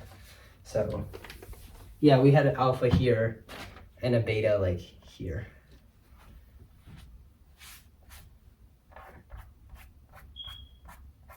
Okay. Wow, that's messy. That's where beta is. So now we know that, okay, so let me draw like triangle AMZ. The triangle AMZ, this one over here, I'm gonna draw it like this. AZM.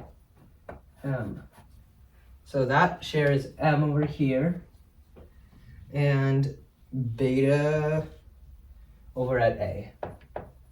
And I guess angle, yeah, this would be 180 minus alpha minus beta. And now when you have triangle MAX, AMY, this is the Y. I thought it was an X for a second. Importance of drawing neat diagrams with neat letters. AMY. So this one has an alpha over here, but your beta is over here. So as you can see, they all share two same angles. So that means, we can say therefore, by angle, because this is congruent to this is congruent to this, and since everything in some of the angles in a triangle is 180, this is going to also be equal to this. So, right? Because these are going to be, like we have this guy, that is 180 minus alpha minus beta. So by AAA, triangle AMY. So we're going by this is similar to by ZMA.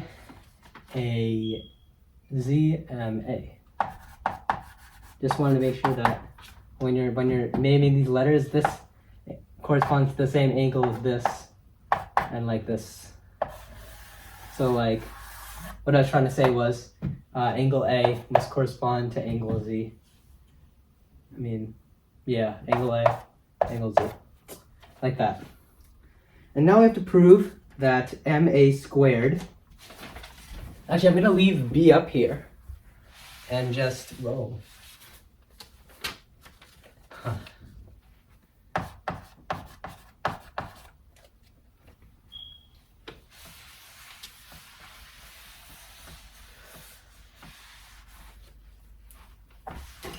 We wanted to prove, they want us to prove something involving just like similar triangles and like side lengths, what you'll see in a second.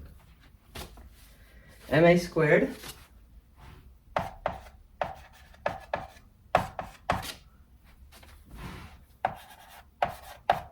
that says M, by the way. It's not the McDonald's logo. Prove MA squared equals MY times MZ. Oh wow, it's been like half an hour. Okay, so what we have to do is let's draw out our two triangles, our two similar triangles, AMY and ZMA. So it doesn't really matter what we assign to each one, as long as the same letter, this corresponding letter equals the corresponding angle. So ZMA. So let's just call this like X, Y, and Z. Okay, I'm just gonna say let triangle AMY and triangle ZMA have ratio like 1 to K or something like that. So like that way we have the same like similarity of like the side lengths. So like if this is like KX and this is KY and this is like KZ, but you get the point. But like, okay, that's fine. So we want to prove that MA squared equals MY times MZ. Okay. So I'm going to do a little bit of manipulation with MA, with this equation here. So I'm going to say MA times MA equals my times mz. I'm trying to move out of the way more so you can see. So I'm just gonna do some division and just be like ma. I'm kind of improvising here in terms of like what I do to this equation. Okay, so mz over ma. So in these kind of situations, you know that when you have like things like this, you know you're kind of working with similar triangles because you have like, they both share ma. And you know you're looking for ratios here. So let's see if this is true. ma by my supposedly equals mz over ma. So ma over my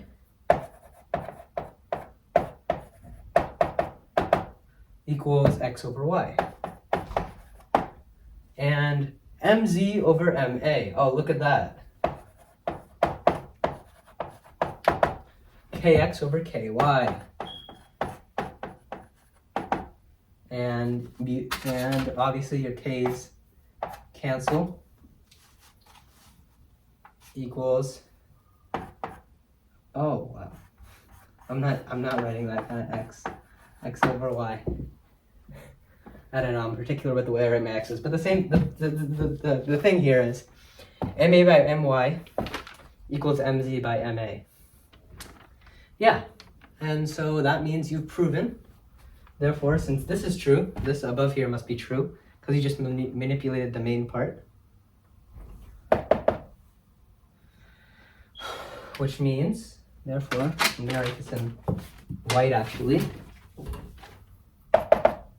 ma squared equals my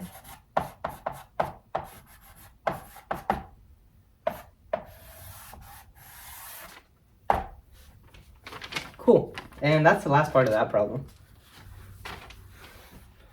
And I don't know about you, but that seems like enough geometry for one day, and so did the contest writers. So they changed it up and they had a arithmetic problem and two arithmetic problems actually. Let me erase all this. Okay.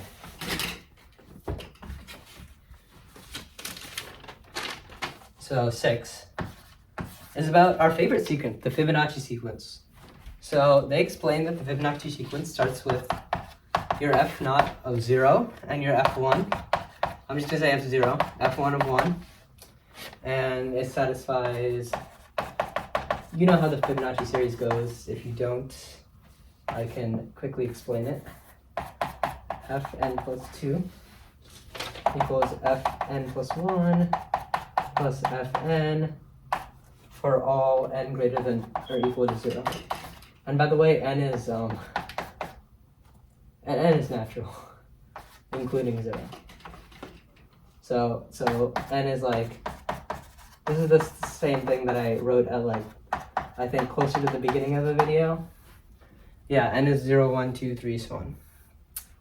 Yeah, so like basically like the pattern here is like, if you don't know about the Fibonacci sequence, it's like 0, 1, so 0 plus 1 is 1, 1 plus 1 is 2, 1 plus 2 is 3, 2 plus 3 is 5, 3 plus 5 is 8, and so on. And it has lots of properties. And they said, using partial fractions,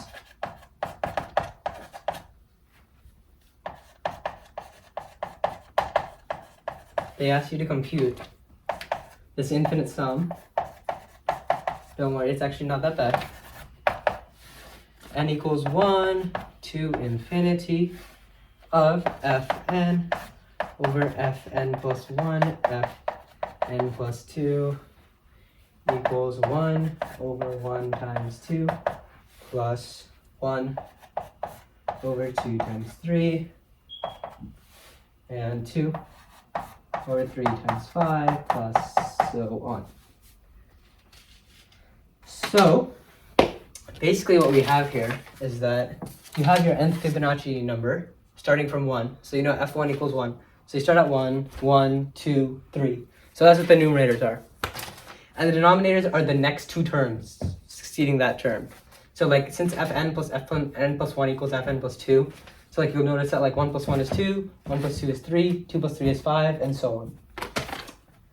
So what I'm going to do here is, so since like it's using partial fractions, I noticed, okay, I have two terms in the denominator here, and when you're using partial fractions, you usually like break up your denominator.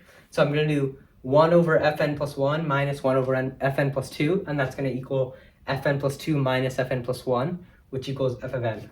So, I mean fn. Let me just write that all down. So this right half, I mean, we just want like the answer. So yeah, so n equals, I'm going to prove that this equals 1 by fn plus 1 minus 1 by fn plus 2. I think they didn't really need to say using partial fractions. I guess, I mean, they did. So, I mean, sure. So if I evaluate this out, you get, I'm just going to include the sum here. N equals 1 to infinity of fn plus 2 minus fn plus 1 over fn plus 1 fn plus 2. So you notice here that you have fn plus 1 equals fn plus 2 equals fn plus 1 plus fn. So if you rewrite this, you got fn plus 2 minus fn plus 1 equals fn. So that means this term here, this numerator is fn.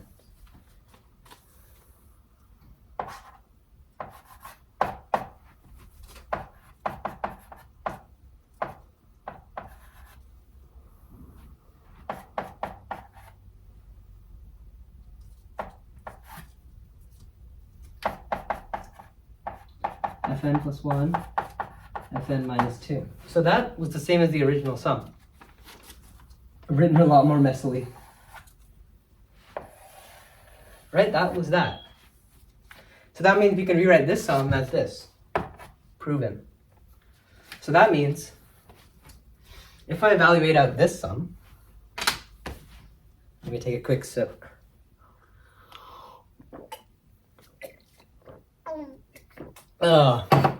Ooh.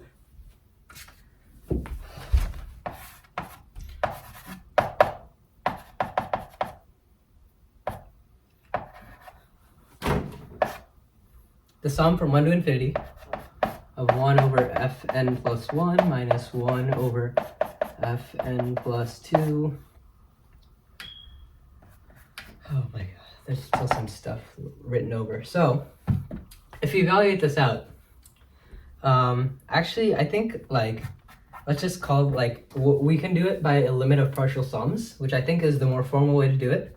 And I think, yeah, I'll just do it like this. So let's just call this, like, call S of k is the sum from n equals 1 to k of 1 over fn plus 1 minus 1 over fn plus 2. Honestly, I think this is a little bit of weird notation because usually you want your n up here and your k as your iterator, but whatever. It's the same thing. The math is all the same. So like if you computed like s of 1, so s of 1 would be equal to 1 over f1 minus 1 over f2. So that would be 1 over 1 minus 1 over 2. 1 over 2 equals 1 half. Let me just write it like this, 1 half. And like if you had like S2, that's 1 by 1 minus 1 by 2 plus 1 by 2 minus 1 by 3, which equals 2/3. And then like S3 would equal 1 by 1 minus 1 by 2 plus 1 by 3, 1 by 2 minus 1 by 3, plus 1 by 3 minus 1 by 5. So this would cancel and this would cancel, which leaves me with 4/5. So as you can see, it's just 1 minus, so that means SK equals 1 minus 1 over f of n plus 2. Because like, actually f of, yeah, f of n plus 2. So like actually s of 2 would also be 1. Yeah. So as follows. So like if you took the limit as k goes to infinity, can you still see of one, the sum of, just like 1 over, f of k plus 2, not n. Your iterator is gone. 1 minus 1 over fk plus 2. So obviously the Fibonacci sequence diverges. I mean, you got 1, 1, 2, 3, 5, 8, 13. I mean, this series is obviously going to infinity. So that means this term over here, so 1 over it, will go to 0. So that leaves you with your answer just being 1. Okay, cool. So now, this is actually just a fun little problem. I mean, I feel like compared to the beast that was number 5, this one isn't that hard. But it's still, all of them take brain power.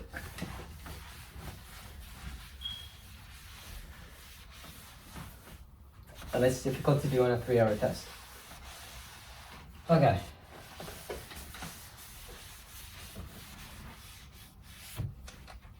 And they're saying it's another one using induction. So I guess you have to know like your basic like proof techniques. Using induction,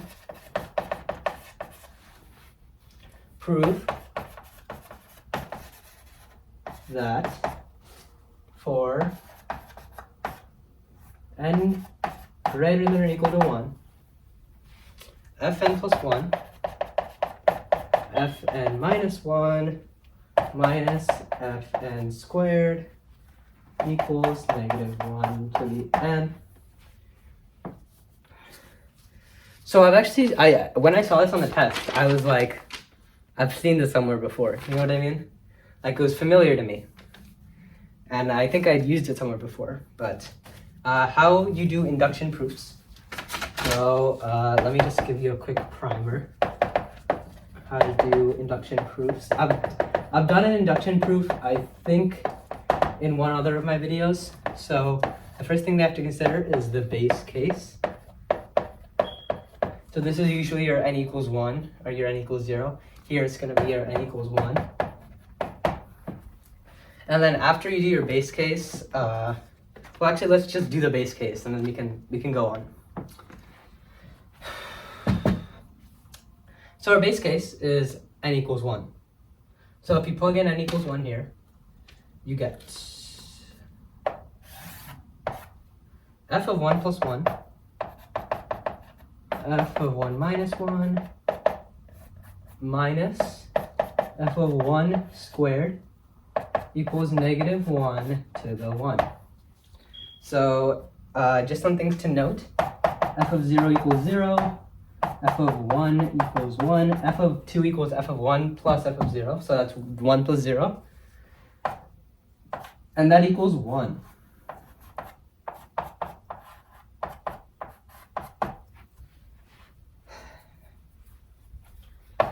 F of 2, f of 0 minus f of 1 whole squared equals negative 1 to the 1.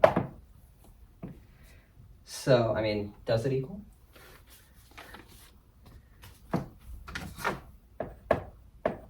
You have not proved that yet.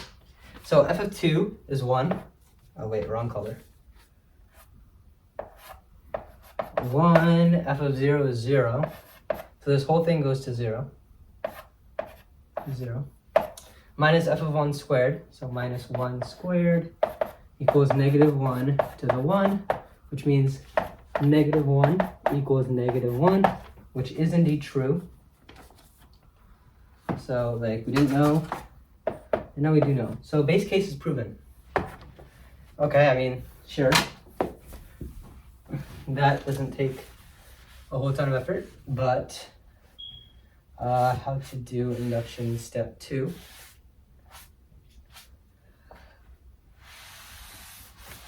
Just making sure I don't erase everything of importance. So this step 2 is how to do induction proof. So step 2 is that assume it works for n.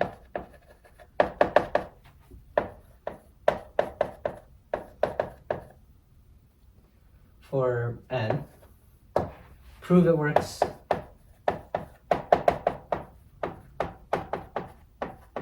for n plus 1. So the main thing here is with induction proofs. So the reason why this works is, so I know it's like weird to assume that it works.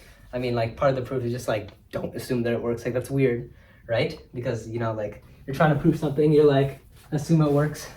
But like if you have your case of 1, and if you prove this, you prove that it works for n plus 1. So that means it works for 2, and 2 plus 1 it works for 3, 3 plus 1 it works for 4. So it's like a cascading effect, on and on to positive infinity, which is what we want, because we don't care about like non-integers, right? I mean, what would f of 5.5 even mean? I mean, does that even exist? That's interesting. I might do a video on that, but yeah, not now. Not now. Now we're only thinking about the integers. Okay, so now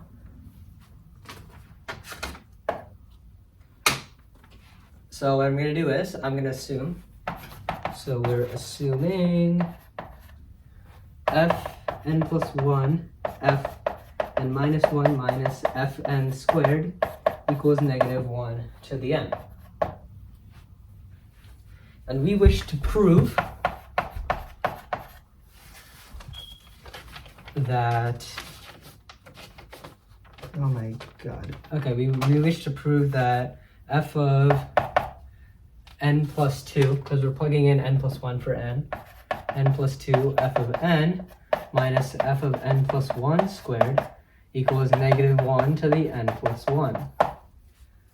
So what we're going to do is we're going to subtract, we're going to subtract this from this. Let's just call this one like, okay. Let's call this like equation 1 and equation 2. So yeah, these aren't multipliers, these are just equation numbers. So if we just do like 2 minus 1, we have f of n plus 2, f of n minus f of n plus 1 squared minus f of n plus 1, f of n minus 1, like I'm subtracting 1 here, minus f of n squared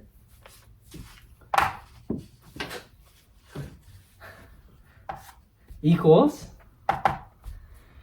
-1, and I'm going to factor out to the n. So this is going to be -1, and this is going to be +1. -1 minus 1. Perhaps it would be better to add. Let me do 2 plus 1. So then you add. So then there would be -1 plus 1. So boom, this becomes 0, which is perfect, because that makes things easier. We don't want this pesky, oh my god, this pesky -1 term. So that means we have to prove fn plus 2 fn plus fn minus 1 fn plus 1 minus,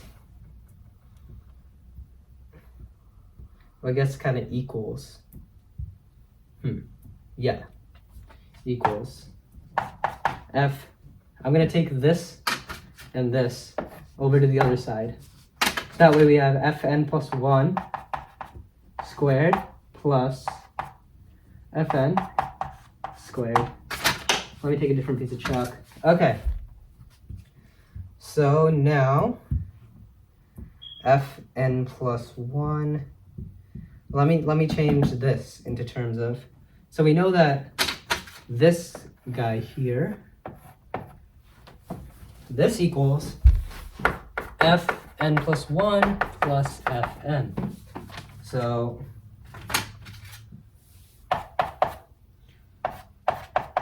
fn plus fn plus 1 times fn, fn minus 1, fn plus 1 equals, well, actually question mark equals, actually we know this and we're proving this. So I just want to make sure that proper notation here, equals fn plus 1 squared plus n squared. Let me kind of erase everything other than the last step so that we can finish this off. Okay.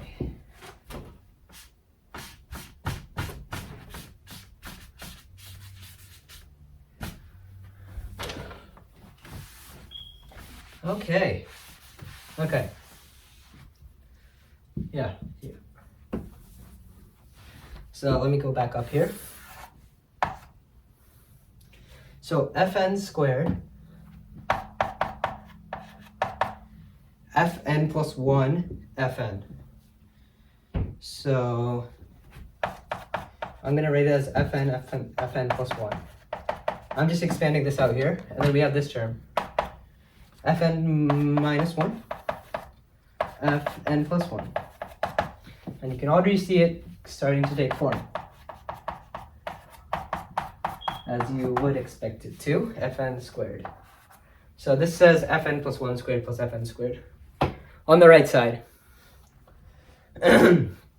So let's cancel these.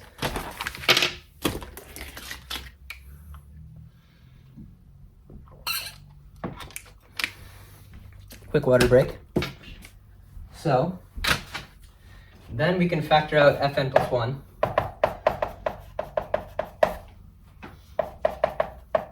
Fn plus fn minus 1 equals fn plus 1 squared.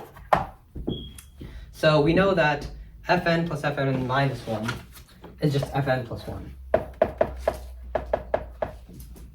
So that means fn plus 1 times fn plus 1 is fn plus 1 squared equals fn plus 1 squared. And we are done with our proof. Yay. So now, yes, therefore, we can write out fn plus 1, fn minus 1, minus fn squared equals negative 1 to the n. For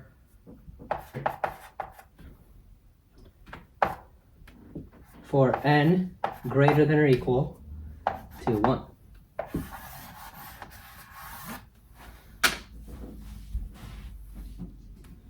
Okay.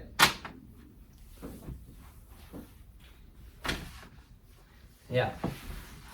And there's actually one last part to the problem that involves computing a similar sum, but it uses b. So a lot of times you do use these clever substitutions in doing these kind of problems.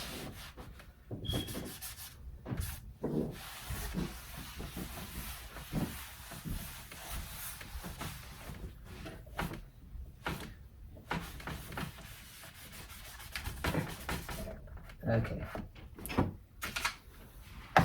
6C, sorry for the delay. So we have compute the sum from n equals 1 to infinity of fn minus 1 fn plus negative 1 to the n fn plus 1 fn plus 2. And note that we know from the previous part that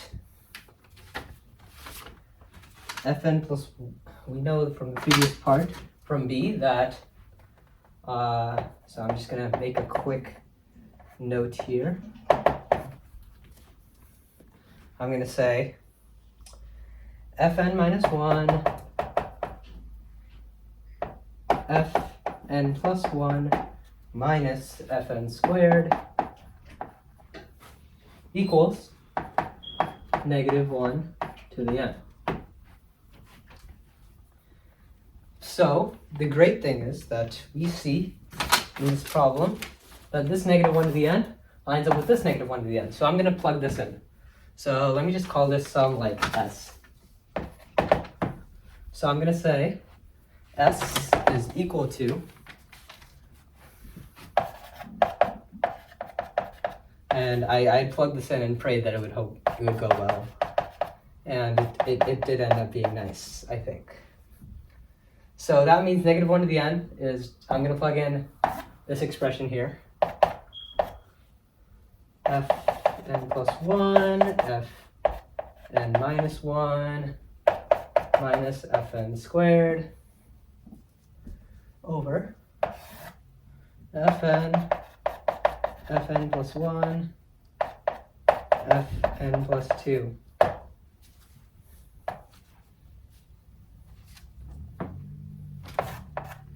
So what can we do here? So what I'm gonna do is I'm gonna factor out fn minus 1, this and this term. So that'd be fn minus 1, yeah. So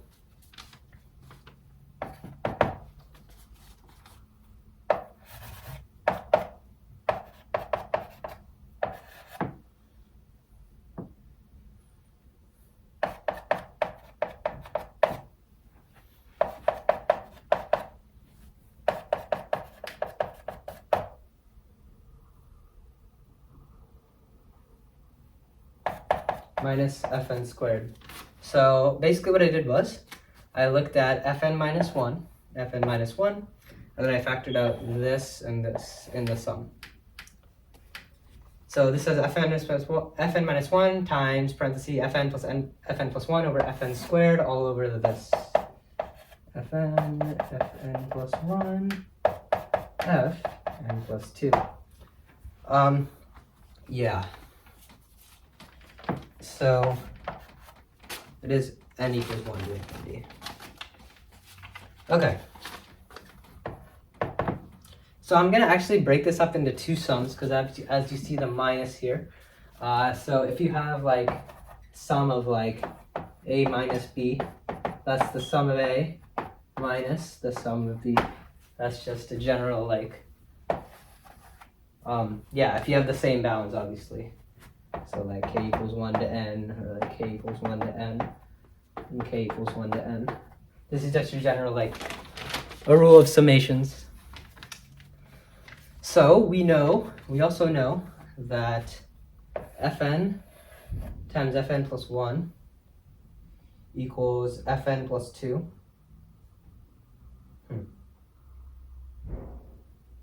Yeah, fn minus 1. Yes. So this equals fn plus 2. And I know like, so that means I'm going to use this actually in the next step. Let me write this down and make sure it's clear. So that means you have fn minus 1 of fn plus 2 minus fn squared, I'm not going to change that, over fn,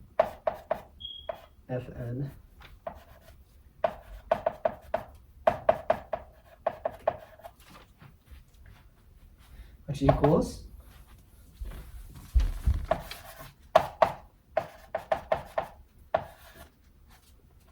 so I'm going to break this up into these two sums. So I'm going to break like this fraction over this fraction minus this fraction over this fraction.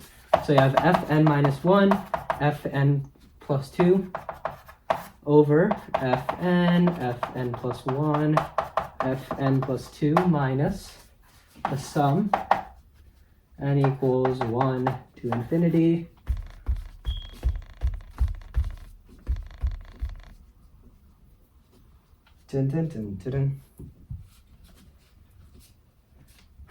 fn squared over fn plus 1, fn plus 2. So we can do some good bit of cancellation. So you have fn plus 2 cancels with fn plus 2, which is great. Fn squared, so that square goes off with this. And now you've landed yourself in S equals... Okay, S equals this sum of fn minus 1, sorry, over fn plus 1 minus, oh whoops, let me just put this down, n equals 1 to infinity of fn over fn plus 1, fn plus 2.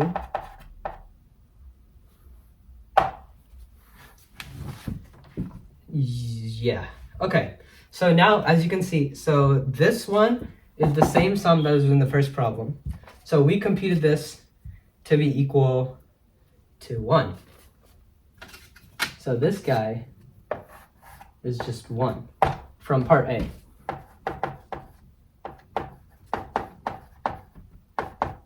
From part A is what that says.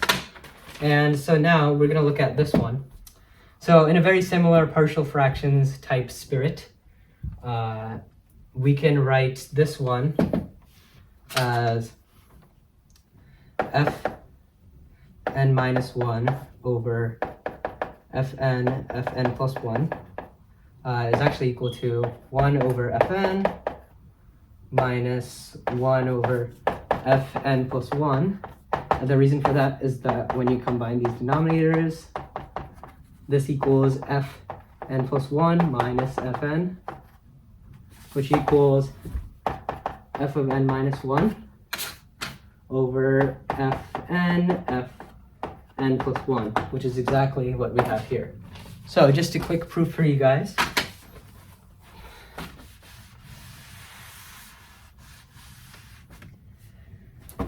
Okay, perfect. So yeah, I'm gonna write this as this sum.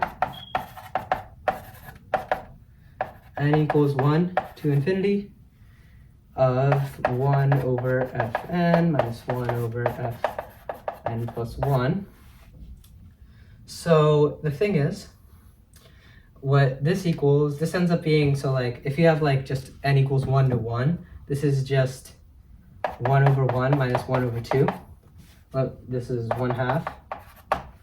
But like if you have 2, then it's 1 over 1. Oh my.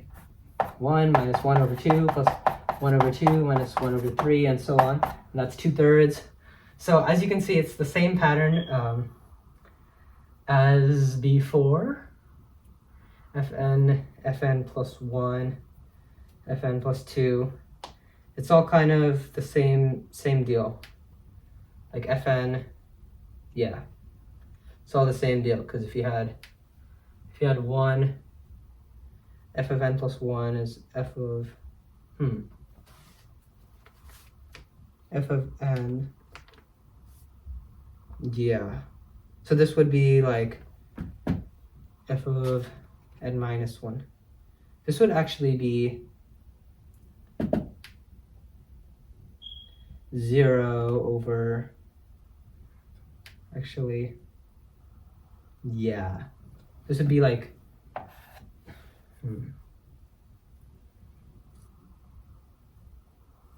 yeah, f of 0 would be 0 over 1 times 1 plus 1 over 1 times 2 plus 1 over 2 times 3. So as you can see, this goes to 0. I just want to like demonstrate like that it's actually the same. Took me a second, but yeah. Basically what I'm trying to say is this also equals 1. I mean this yeah, because like this is 2/3, and the next term will be 4/5 and 7/8. So every time it's 1 minus 1 over fn plus 1. I mean f, like whatever k you're going to, like if I defined sk to equal the sum from n equals 1 to k of this thing, right? So like the limit,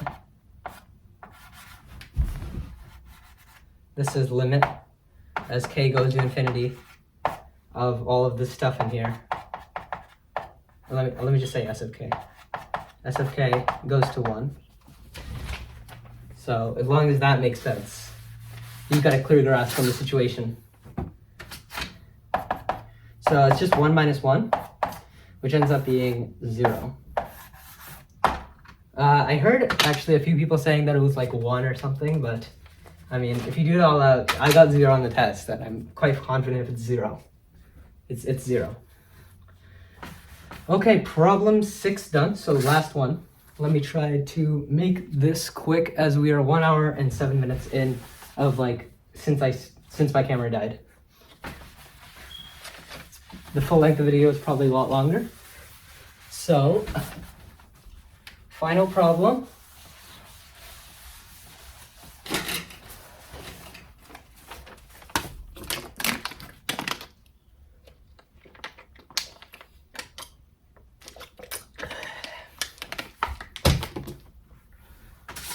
A harder challenge would be to do this with like no water. It takes a toll on your voice. So this last one has to do with modular arithmetic. So they said, let VP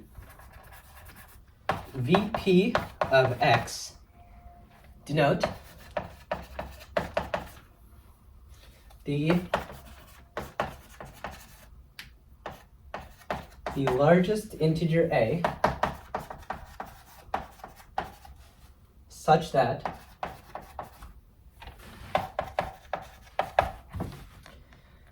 p to the a divides x. So this p is the sort of the number that you're dividing. You're checking like what power is it does that x contain. So like they give an example here. They said like, for example, I'm going to say e.g. V3 of 360 equals 2 because 3 squared is the highest power of 2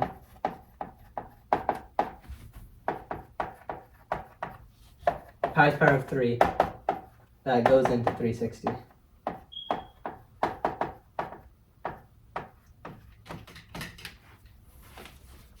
Yeah, that's the basic kind of idea behind it. I'll just leave that up there for you.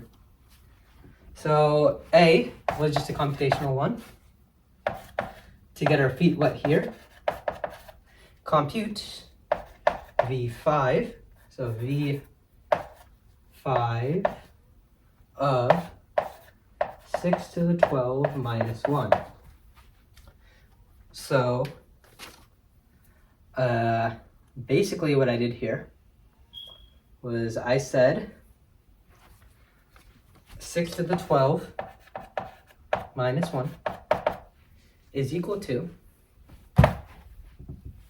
6 minus 1.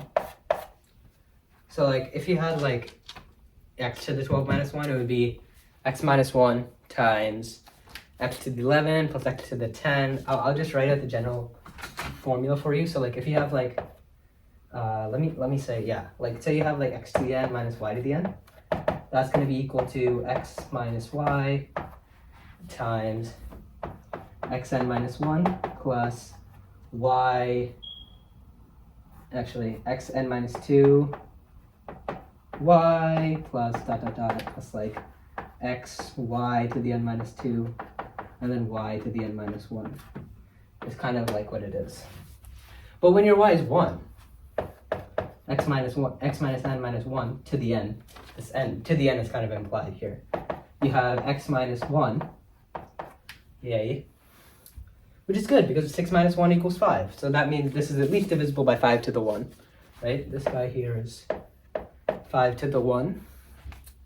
And so this x minus 1 will be just xn minus 2 plus xn minus x minus 1 minus x minus 2 plus dot dot dot.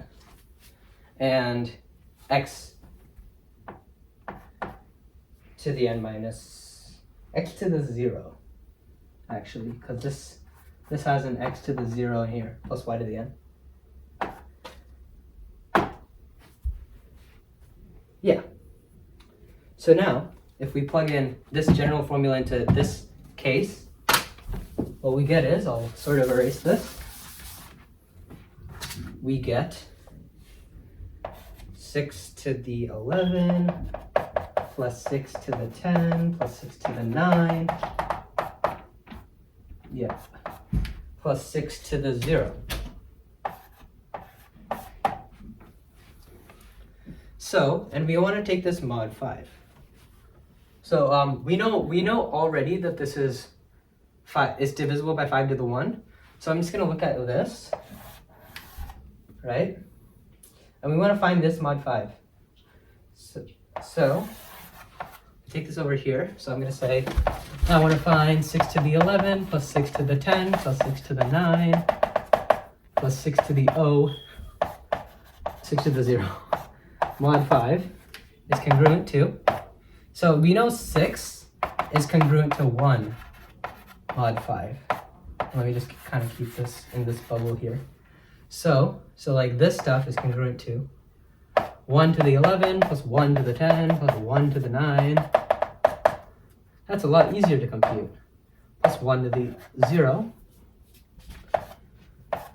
mod, well, mod 5. Okay.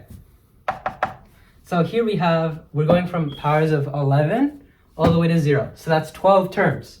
So this is 12 mod 5, which is congruent to 2 mod 5. We don't really care what it is because we know it's not congruent to 0 mod 5. Right? So that means this is not divisible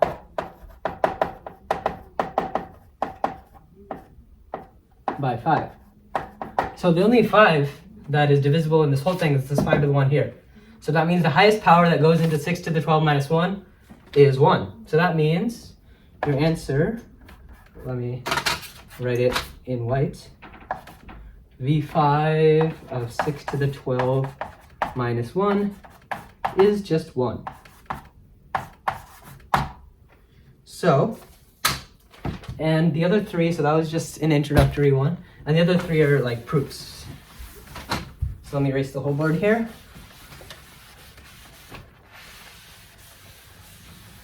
I think I can erase this.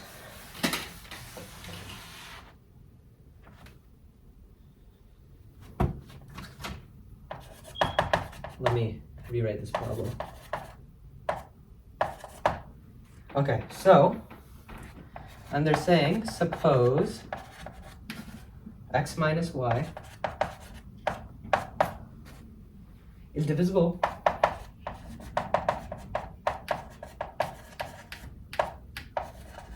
by prime p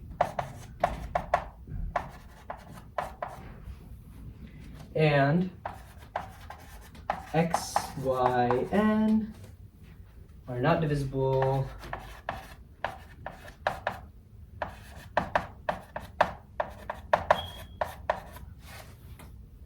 by p. Okay, and they're saying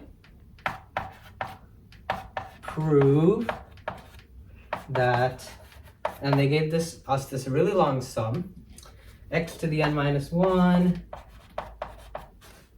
plus x to the n minus 2y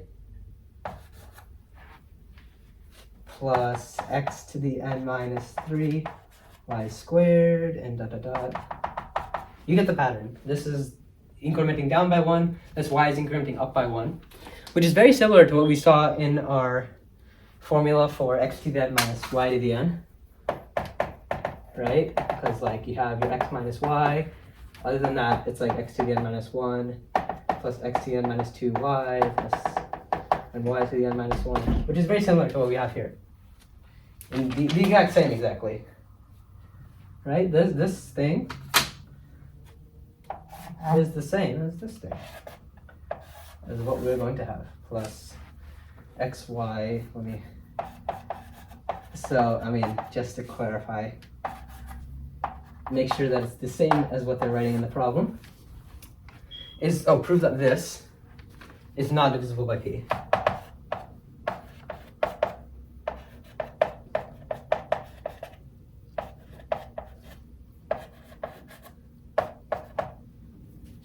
Okay, so the main thing here is that x minus y is divisible by p. So that means we can write, this is the important part, x minus y is 0 mod p, which means x is congruent to y mod p. If I just take this over to this side, if that's clear to you all, x is congruent to y mod p. So I'm going to say let x congruent to k mod p. So therefore, y is also congruent to k mod p. Cool.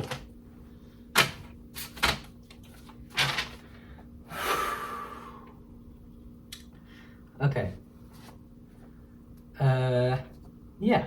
So if x is k mod p, and we care about this whole thing mod p, let's call this thing s. Let's call this s, like this whole expression s. And we want capital, it's capital, guys. We want s mod p. Okay, so now I can substitute k for x and k for y, because x is k mod p and y is also k mod p. So what I'm going to do here is, we have s mod p, we already wrote that up there, is congruent to k to the n minus 1 plus k to the n minus 2, k to the 1, k to the n minus 3, k squared. See how this base is the same, which is beautiful. I mean, originally what I had actually done is I had tried like multiplying this by x minus y, and then I realized, oh shoot, that gives me x minus x to the n minus y to the n, and like this stuff is congruent to 0 mod p, and it's like it gets messy. I mean, it gets you nowhere. You get k to the n minus 2 and k to the n minus 1. So the thing is, you have n terms actually, because you're going from n minus 1 to 0. So see how here you're going from n minus 2, n minus 1, n minus 2 to 0. So that means you have a total of n terms. And since all of these, something under my foot. Okay, all of these are congruent to k n minus 1, a k to the n minus 1, n minus 1, k to the n minus 1, k to the n minus 1. You get the point. You have n of these. N times k to the n minus 1.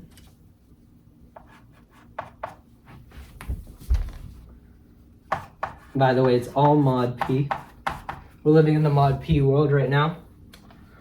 And since we know that n is not congruent to 0 mod p,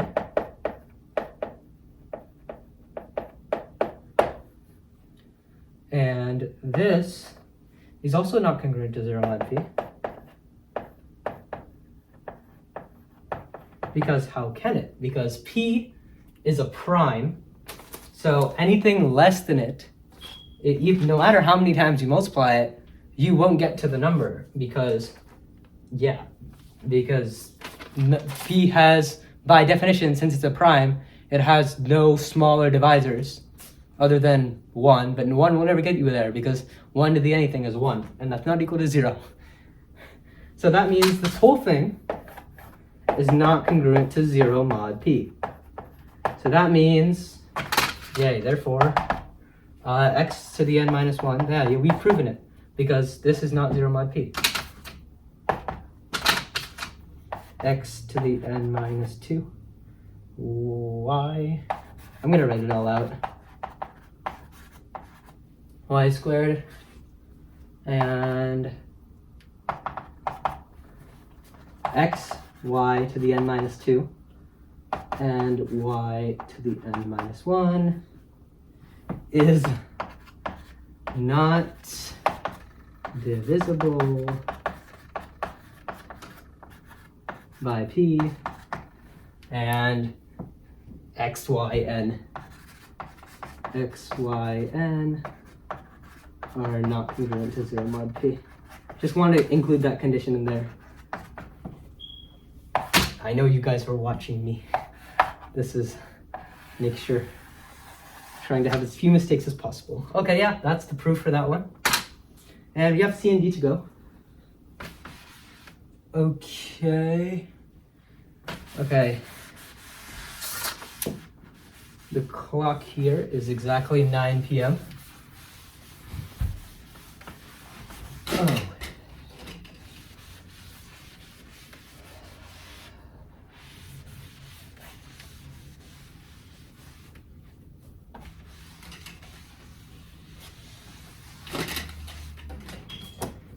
And I'll be putting this paper in the description, so in case you need to follow along, see what the problem is, I got you. C, we need to prove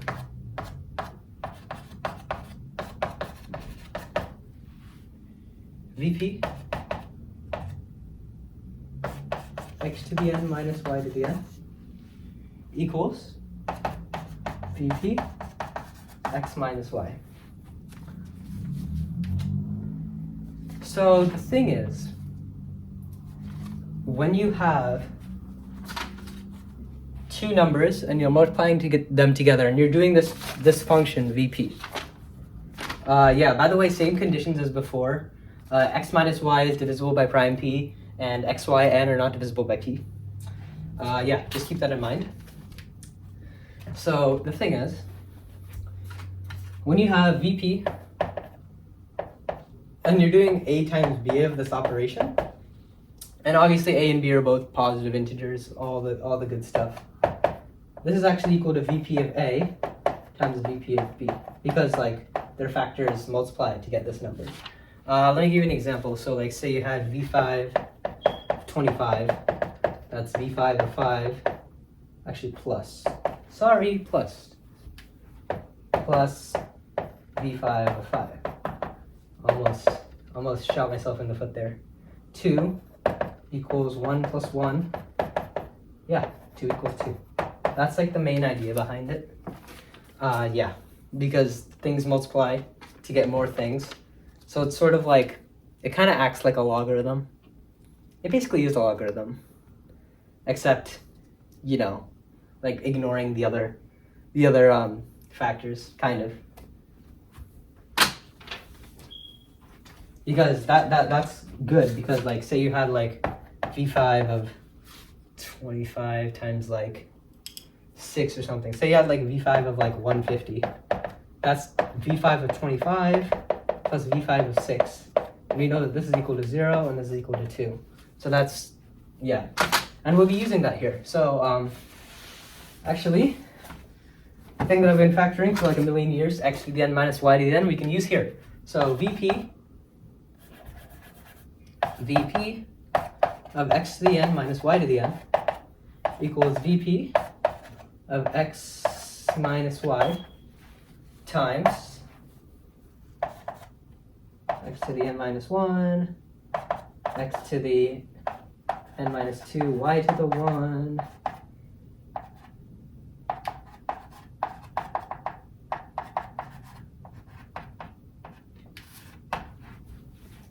oh, forgot a parenthesis.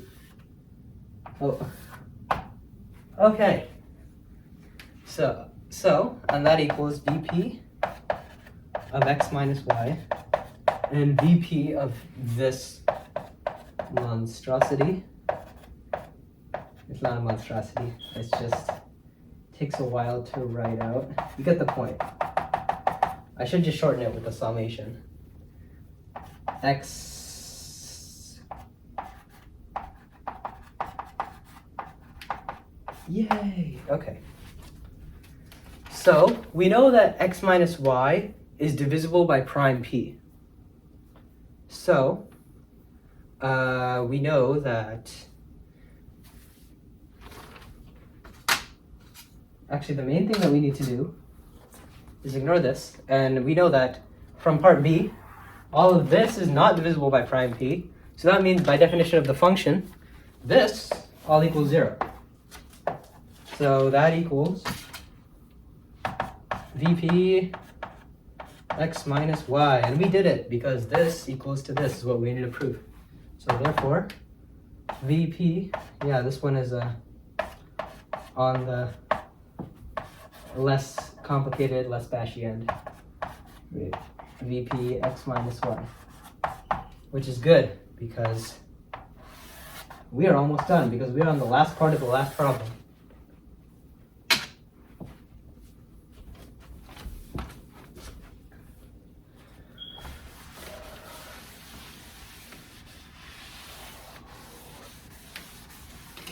Okay. D. Prove that for prime p greater than 2, VP x to the p minus y to the p equals, let me write it on the next line, actually make it nice and big for you. VP x to the p minus y to the p,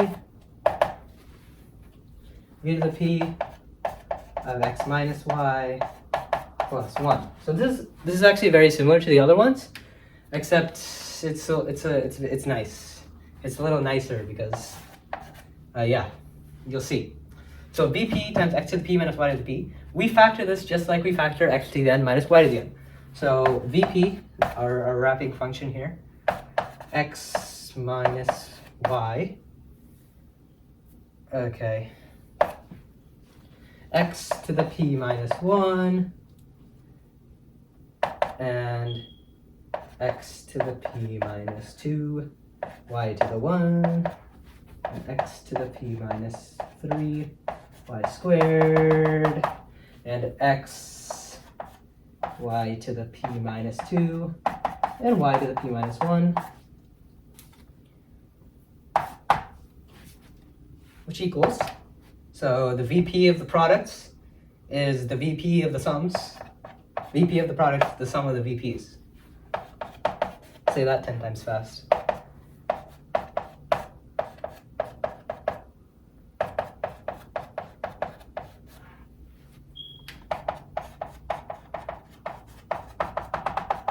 Yeah, so I'm just actually, and VP, why am I copying down the previous step? xy to the p minus 2 and y to the p minus 1. Yeah. So, actually, x minus y. Oh, wow. Oh, wow. Oh, wow. X to the p minus 1.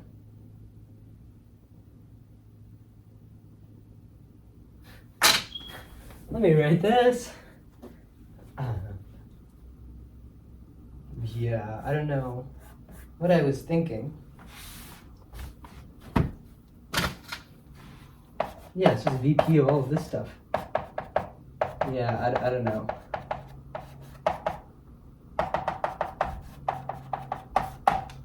You do know what I'm talking about, this part here. Okay, so we know that VP x minus y, we're just going to leave it as this. Okay, so we're going to say we know that, once again, x minus y is 0 mod p. So let me be here. X is congruent to Okay, so I'm gonna say let x is congruent to k mod p, where k is not equal to 0 because x is not congruent to 0 mod p, it's not divisible. So that means y is k mod p. So that means if we plug in k into here, it turns out very nice. So what you do is, you take this VP, actually let's just ignore the VP for now, and let's VP of x minus y here, and let's look at this. So this stuff equals longer chalk. VP of k to the p minus 1 and k to the p minus 2, k to the 1, k to the p minus 1.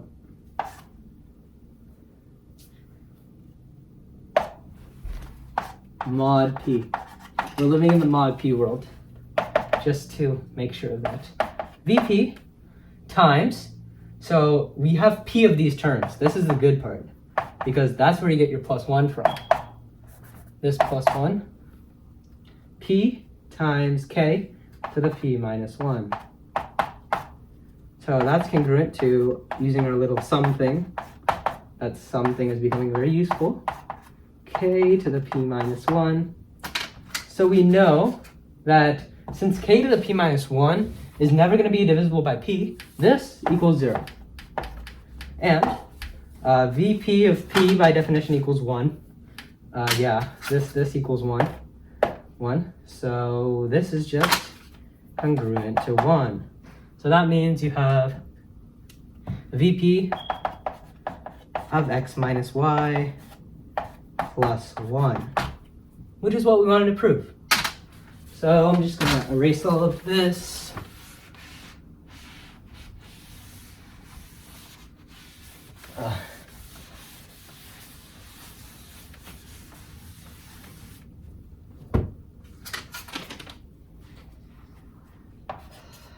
So that means we have proven it. Therefore, VP of x to the p minus y to the p is equals VP of x minus y plus 1 for prime p greater than 2. Yeah.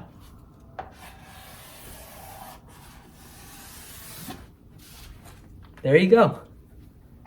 That's the end of the video. Thanks for watching, and see you next time. It's been good.